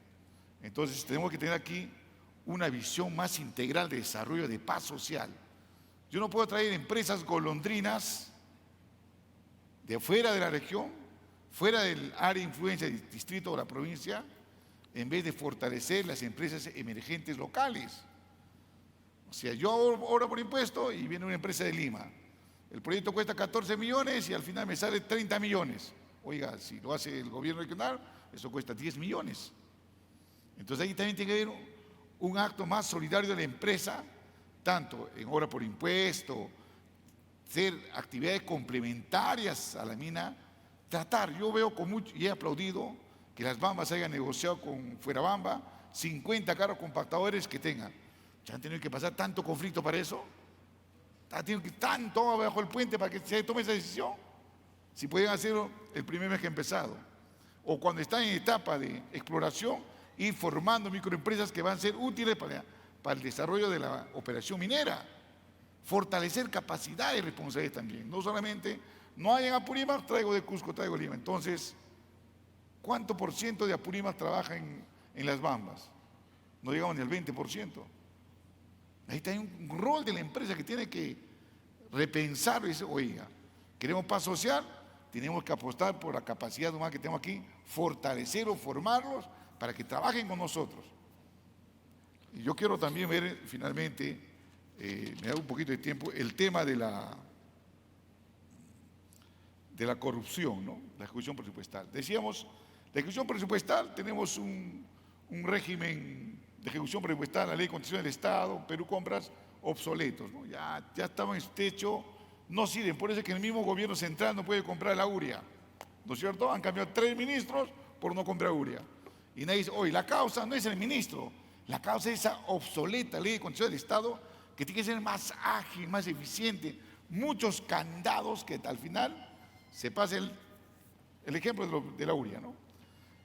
Y en cuanto a la corrupción, hay un tema muy importante. Yo estuve en la reunión en Palacio de Gobierno con el presidente, aquella vez estaba de premier el 9 de diciembre del año pasado, y hubo una discusión entre el actual premier, Aníbal Torres, que es ministro de Justicia, y el anterior defensor del pueblo. Hay que aumentar la penalidad contra la corrupción, que sea ni bien hay denuncia, que lo saquen a todos los funcionarios públicos. Y el defensor dice, oiga, el principio de inocencia. Entonces discutían si al paciente que tiene cáncer le damos Panadol, Antalgina, paracetamol. Esa es la discusión, media hora. El cáncer de la corrupción tienen 2 tumores. 1, la ley de constitución del Estado, que hay que cambiar, es eficiente. Y 2, el Sistema Nacional de Control. es obsoleto también. El Contralor está sentado en la tribuna del circo romano viendo cómo el cristiano se mata abajo con un león. Y dice, al final, ganó el león porque de 2 zarpazos le metió en la yugular. Esa Contraloría no queremos, que contabilice la corrupción, no queremos. Queremos una Contraloría que sea actor, que sude la camiseta, que la juegue por el Perú. Que el tema de la supervisión, de la formulación del perfil, expediente técnico, ejecución, liquidación, esté en la Contraloría. Se le puede dar hasta 5% para que la Contraloría tenga otro rol. Porque tengo una Contraloría que está con un enfoque, pensando que somos Suiza, Finlandia, Francia, Inglaterra. Esa es mi misión, como eso. No, aquí en el Perú tenemos que intervenir directamente, estamos en cuidados intensivos, necesitamos otro paradigma, otro sistema de control. Nosotros hemos dicho a la Asamblea de Gobiernos Regionales, al Contralor, ¿por qué dice que en Apurímac 540 millones de corrupción? Si yo manejaba 240 millones. ¿Sabes qué nos dijo? Hay una fórmula que se extrapola. Vemos 2 obras, a partir de esas 2 obras se extrapola y decimos tanto por ciento de corrupción. Pero díganos, ¿en qué obra está la corrupción? ¿Cuál es la corrupción? Nunca pudo decir el Contralor. Pero ya tiró el barro con ventilador a todos los gobiernos locales, regionales, la percepción de la población, corruptos. Esas cosas duelen, lo que venimos a trabajar contra. Yo como gobierno regional, más del 94% del proyecto de inversión lo hacemos por administración directa. Generamos trabajo en Apurímac. El año pasado teníamos más de 9.000 trabajadores en construcción civil y enseñándoles en las comunidades también a agarrar fierro, cemento, pagándoles planilla, lo que paga Capeco en Lima. Entonces, nosotros sí vemos el crecimiento económico. Presupuesto que llega de Apurímac debe quedar en Apurímac, generando trabajo y desarrollando microempresas. Gracias. Muchas gracias, Baltasar.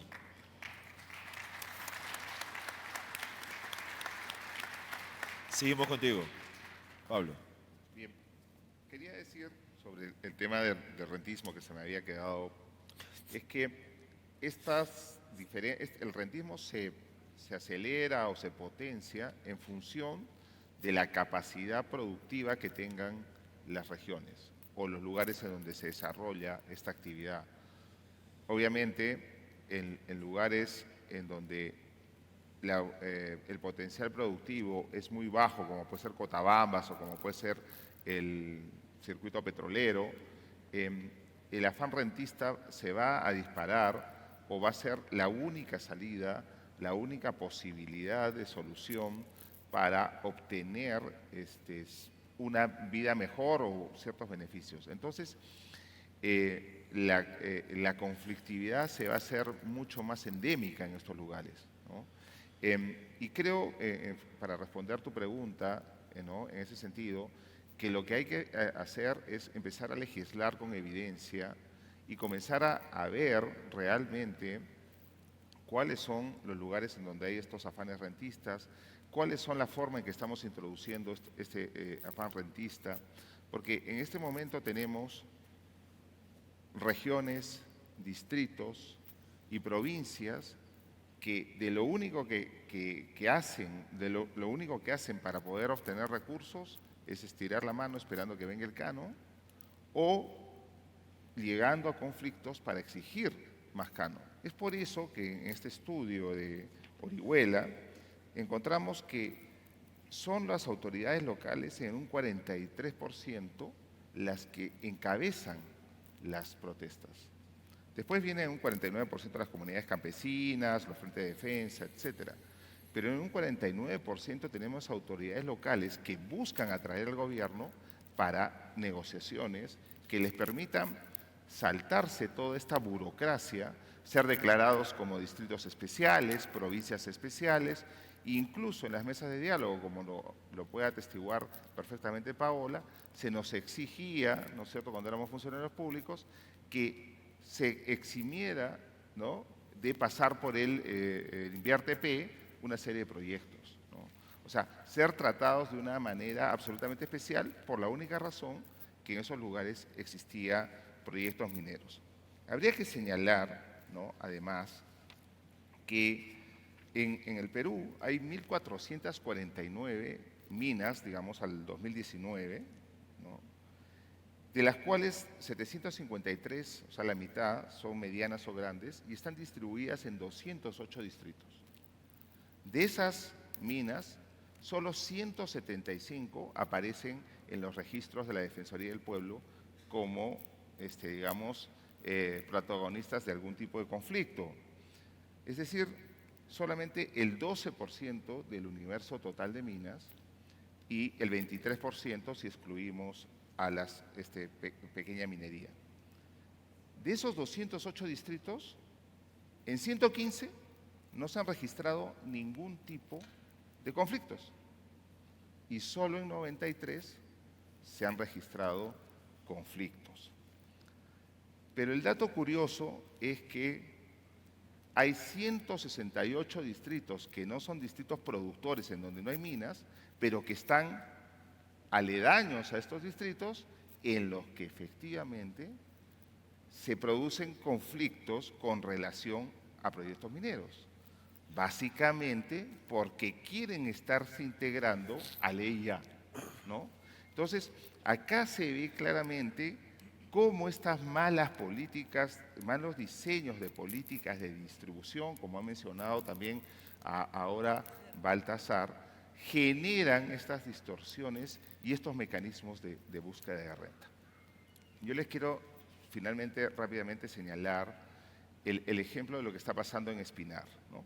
En Espinar, para hablar un poco del afán rentista, en Espinar, el 2003, cuando se firma el acuerdo marco, estaba todo bien armado, o sea, tenías a una clase política, autoridades, dirigentes, dispuestos a llevar a cabo un proyecto de desarrollo. Por eso se llamaba Convenio Marco por el Desarrollo y tenían un plan de inversiones.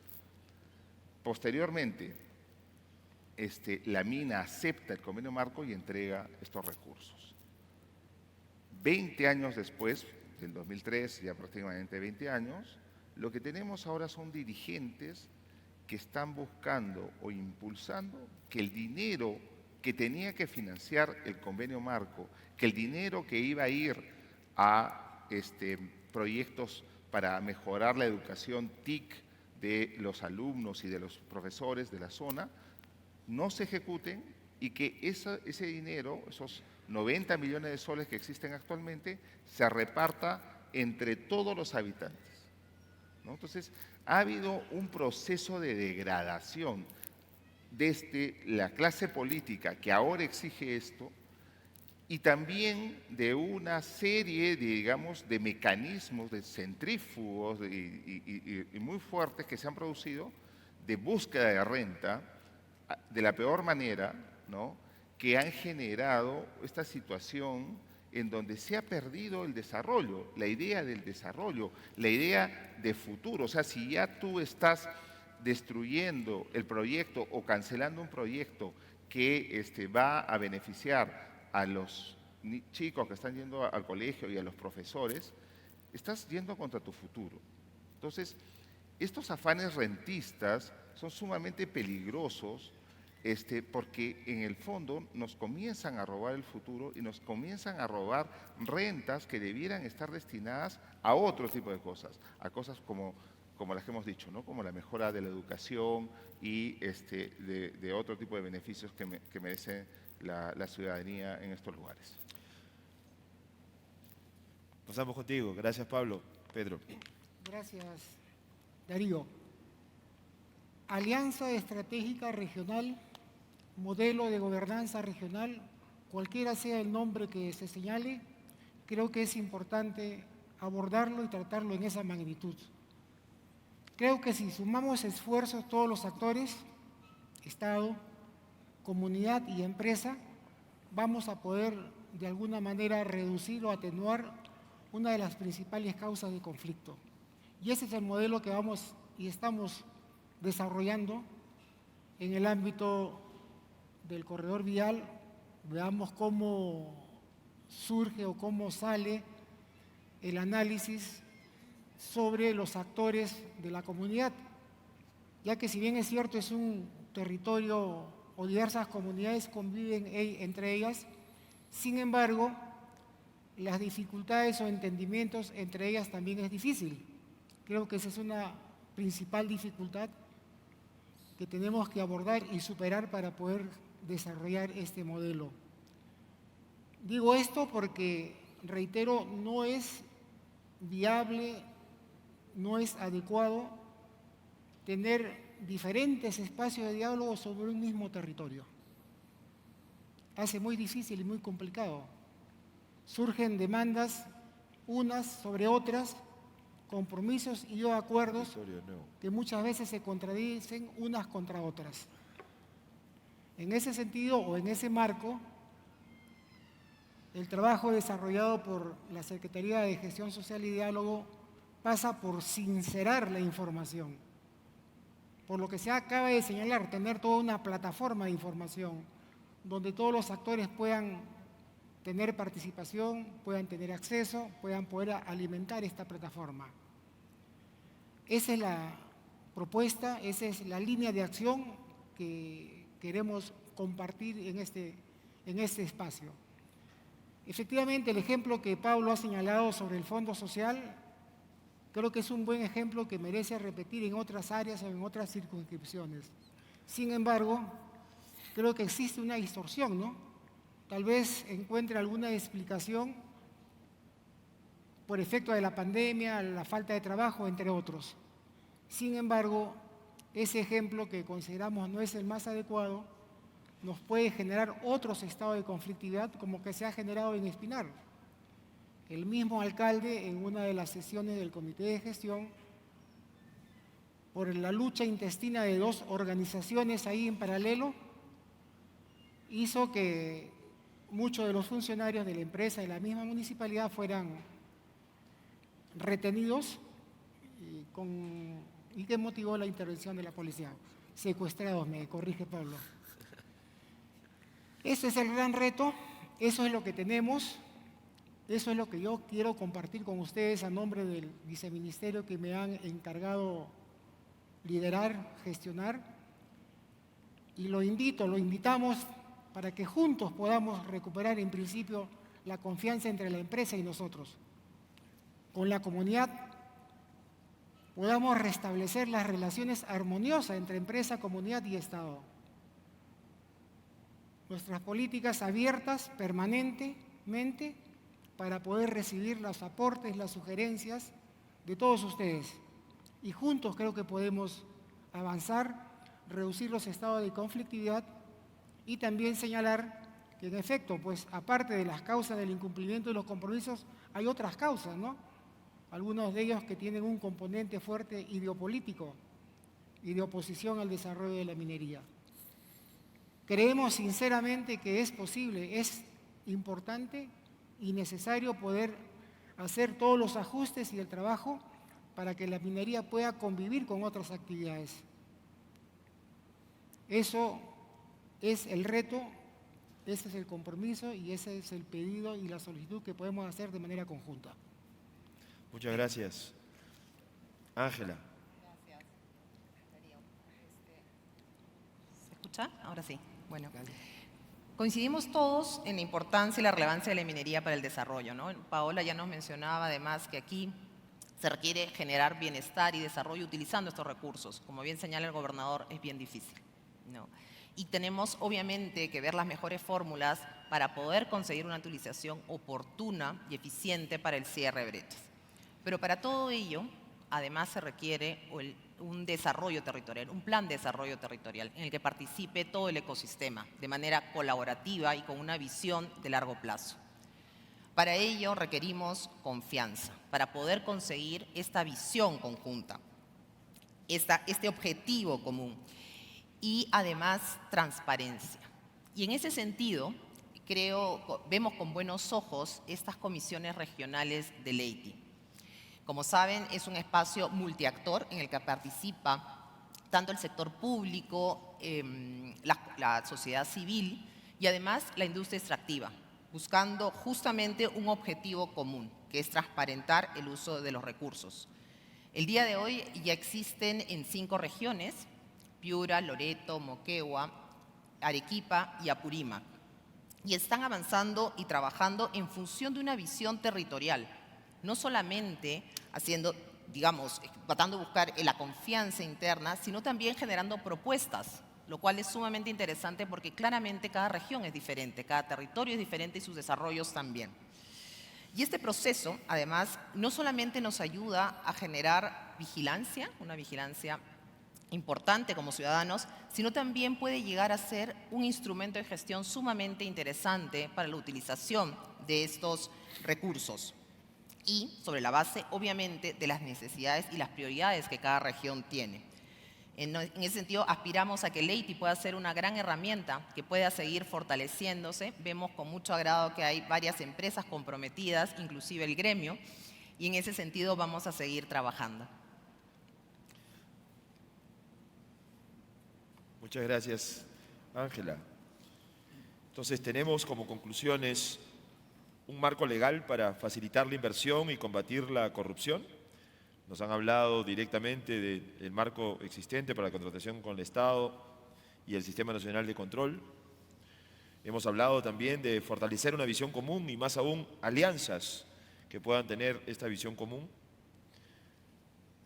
Un ánimo de propiciar ejecución, cumplimiento de compromisos, evitar comportamientos rentistas. ¿Cómo ven nuestros ponentes el balance hasta ahora? Cerrando, este proceso no termina, es un capítulo más de este esfuerzo por seguir encontrándonos y buscar esas oportunidades para construir, como dice el lema del Perumín, juntos un país mejor. Palabras finales. Gracias a nuestros panelistas por sus interesantes comentarios. Yo quisiera hacer algunas precisiones. Lo primero es que hay que llamarle las cosas por su nombre. Lo que tenemos son conflictos sociales y hay que despojar este concepto de esa leyenda negra que lo vincula con violencia. Son dos cosas distintas. La violencia puede ser una expresión en un momento del conflicto, pero el conflicto expresa una gramática de la sociedad, es una manera de comunicarse y unas deficiencias en la atención oportuna de ciertas demandas. De manera que sigámosle llamando a esto porque eso es lo que le corresponde, conflicto social. La aspiración de convivencia pacífica, desde luego, la compartimos todos, pero el nombre del problema es conflicto social. Lo segundo es que no hay conflictos ambientales en estado puro. Cualquiera de nosotros que ha intervenido en conflictos sabe que las plataformas de lucha vienen combinadas, donde se señalan reclamos de tipo ambiental relacionados con recursos o con el tratamiento de la industria extractiva, pero viene acompañado de servicios públicos especialmente. Hemos hecho una investigación y desde hace algunos números del reporte de conflictos de la Defensoría incorporamos la contabilización y la especificación de las demandas. Estas no son percepciones, como escuchamos en la mañana, son análisis de las demandas que se plantean. Y en los conflictos vinculados a la minería hay alrededor de 1.500 demandas, donde las principales están relacionadas con servicios públicos y enseguida con recursos naturales y también con industrias extractivas. Sin embargo, la atención de estas demandas en un 58% corresponden principalmente al Estado, 27% a las empresas y un 17% en que la responsabilidad es de ambas. Un tercer asunto que me gustaría tocar es que en el camino han ido quedando una serie de iniciativas que tenían buen viento. Me refiero, por ejemplo, al adelanto social. Incluso había una norma, un pequeño fondo, sin embargo, esto se quedó en el camino. Rentabilidad social empezó a sonar, pero se quedó a nivel de concepto, incluso concepto todavía no bien definido y desarrollado. Se habla de plan de cierre de brechas, se habla de desarrollo concertado, se habla de zonas de tratamiento especial, pero lo que está faltando es una estrategia de persistencia. Pueden ser buenas ideas, pero la verdad es que no se implementan adecuadamente y se olvidan de manera pronta y terminamos sobrepasados por las demandas y por la conflictividad social. Y quisiera terminar señalando, porque me parece que el tema de corrupción se ha relativizado. Si uno revisa las encuestas, desde hace varios años, y acaba de aparecer la encuesta de Proética, es el problema principal en el Perú. El problema principal en el Perú. Datos confiables señalan que alrededor de 20.000 millones de soles se pierden en corrupción todos los años en el Perú. Y si vemos las denuncias por corrupción, son cientos de autoridades regionales, locales y nacionales, incluidos expresidentes, que están comprometidos en actos de corrupción. Díganme si ese no es un problema enraizado, profundo, difícil y que hay que enfrentarlo. Y hay que enfrentarlo desde el más alto nivel, con un liderazgo ético insobornable, que pueda además transmitir a las generaciones, a la sociedad en conjunto, de que la mejor manera de vivir es respetando principios de integridad. De modo que está presente la corrupción en la conflictividad social, mina la confianza, como se ha señalado aquí, y ese es un desafío muy grande que tenemos y que corresponde no solo a las entidades estatales, no solo a una institución como la Defensoría del Pueblo, sino también al comportamiento ético que debe provenir de las empresas y de las propias organizaciones sociales. Gracias. Bueno, muchas gracias.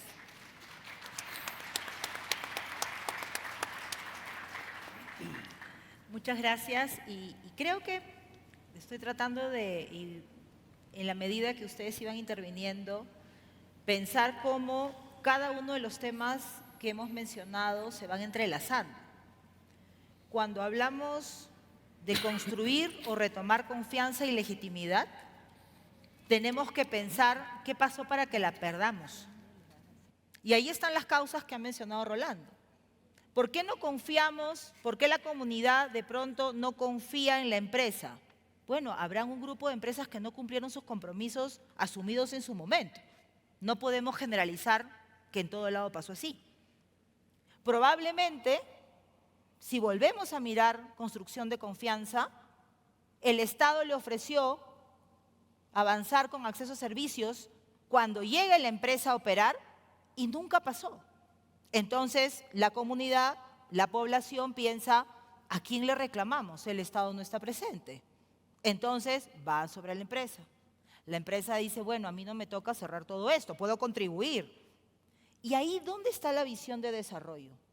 Pablo decía que cuando se firmó el convenio Marco Espinar, estaba claro que era lo que querían todos. Se puso dinero. ¿Y qué pasó en el camino? Entonces, la confianza hay que construirla porque la perdimos entre nosotros, por hay una serie de causas que hoy día se han mencionado. Discutíamos, analizábamos hace más o menos un mes en un espacio donde nos sentamos diferentes actores y la pregunta que nos hacíamos es, ¿qué deberían financiar las empresas en estos espacios de diálogo?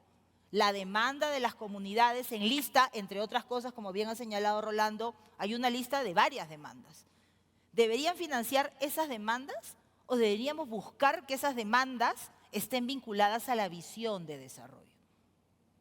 Porque si no están vinculadas a algo, hoy piden 4 cosas, pasado mañana otras 4, cambian de dirigentes y pedirán otras más. Tenemos que hacer un esfuerzo nuevamente de mirar cómo construimos juntos esa visión en el territorio para que todos los que aportan, porque finalmente todos cuando decimos, y quienes apoyan, lo monetizamos, ¿no? Inclusive en nuestra propia forma de expresar, estamos hablando de, ¿qué aportas? Dinero. ¿Para qué?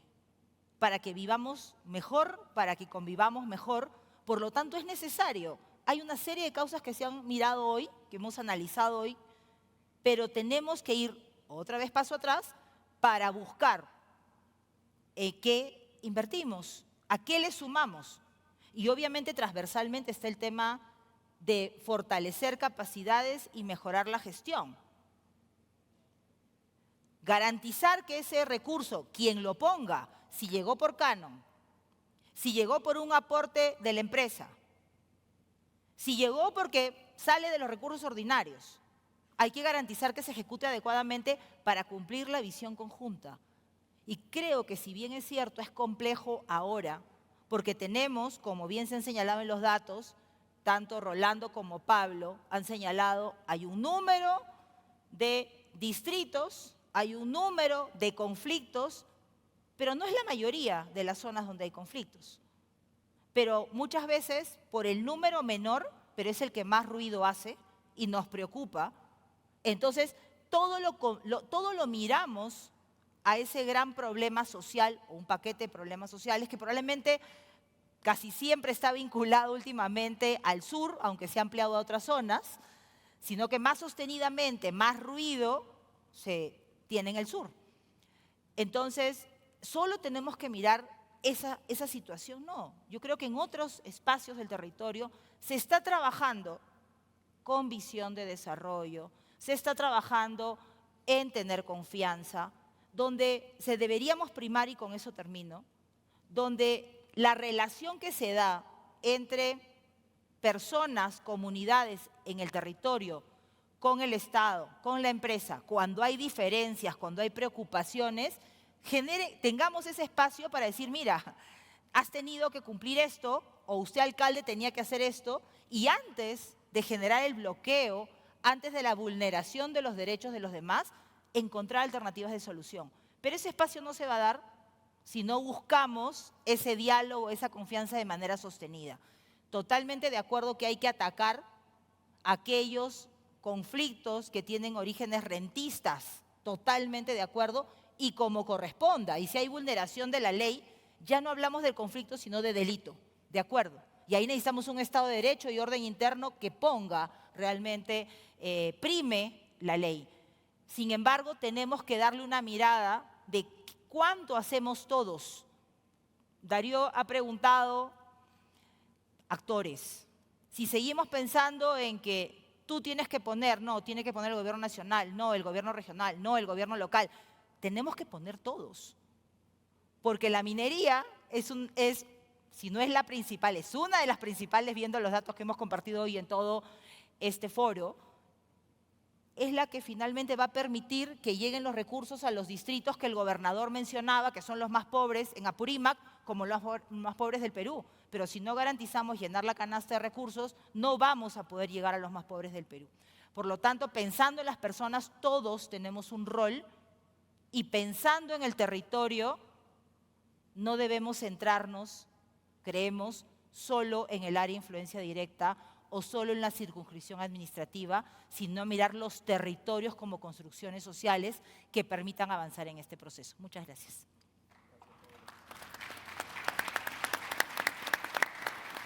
Muy bien, una gran coincidencia que la oportunidad está en la construcción de confianza, en que todos tenemos allí un rol, es una decisión construir la confianza. Alguien ayer me corregía, me decía, de repente no construir, pero sembrar confianza para cosechar confianza.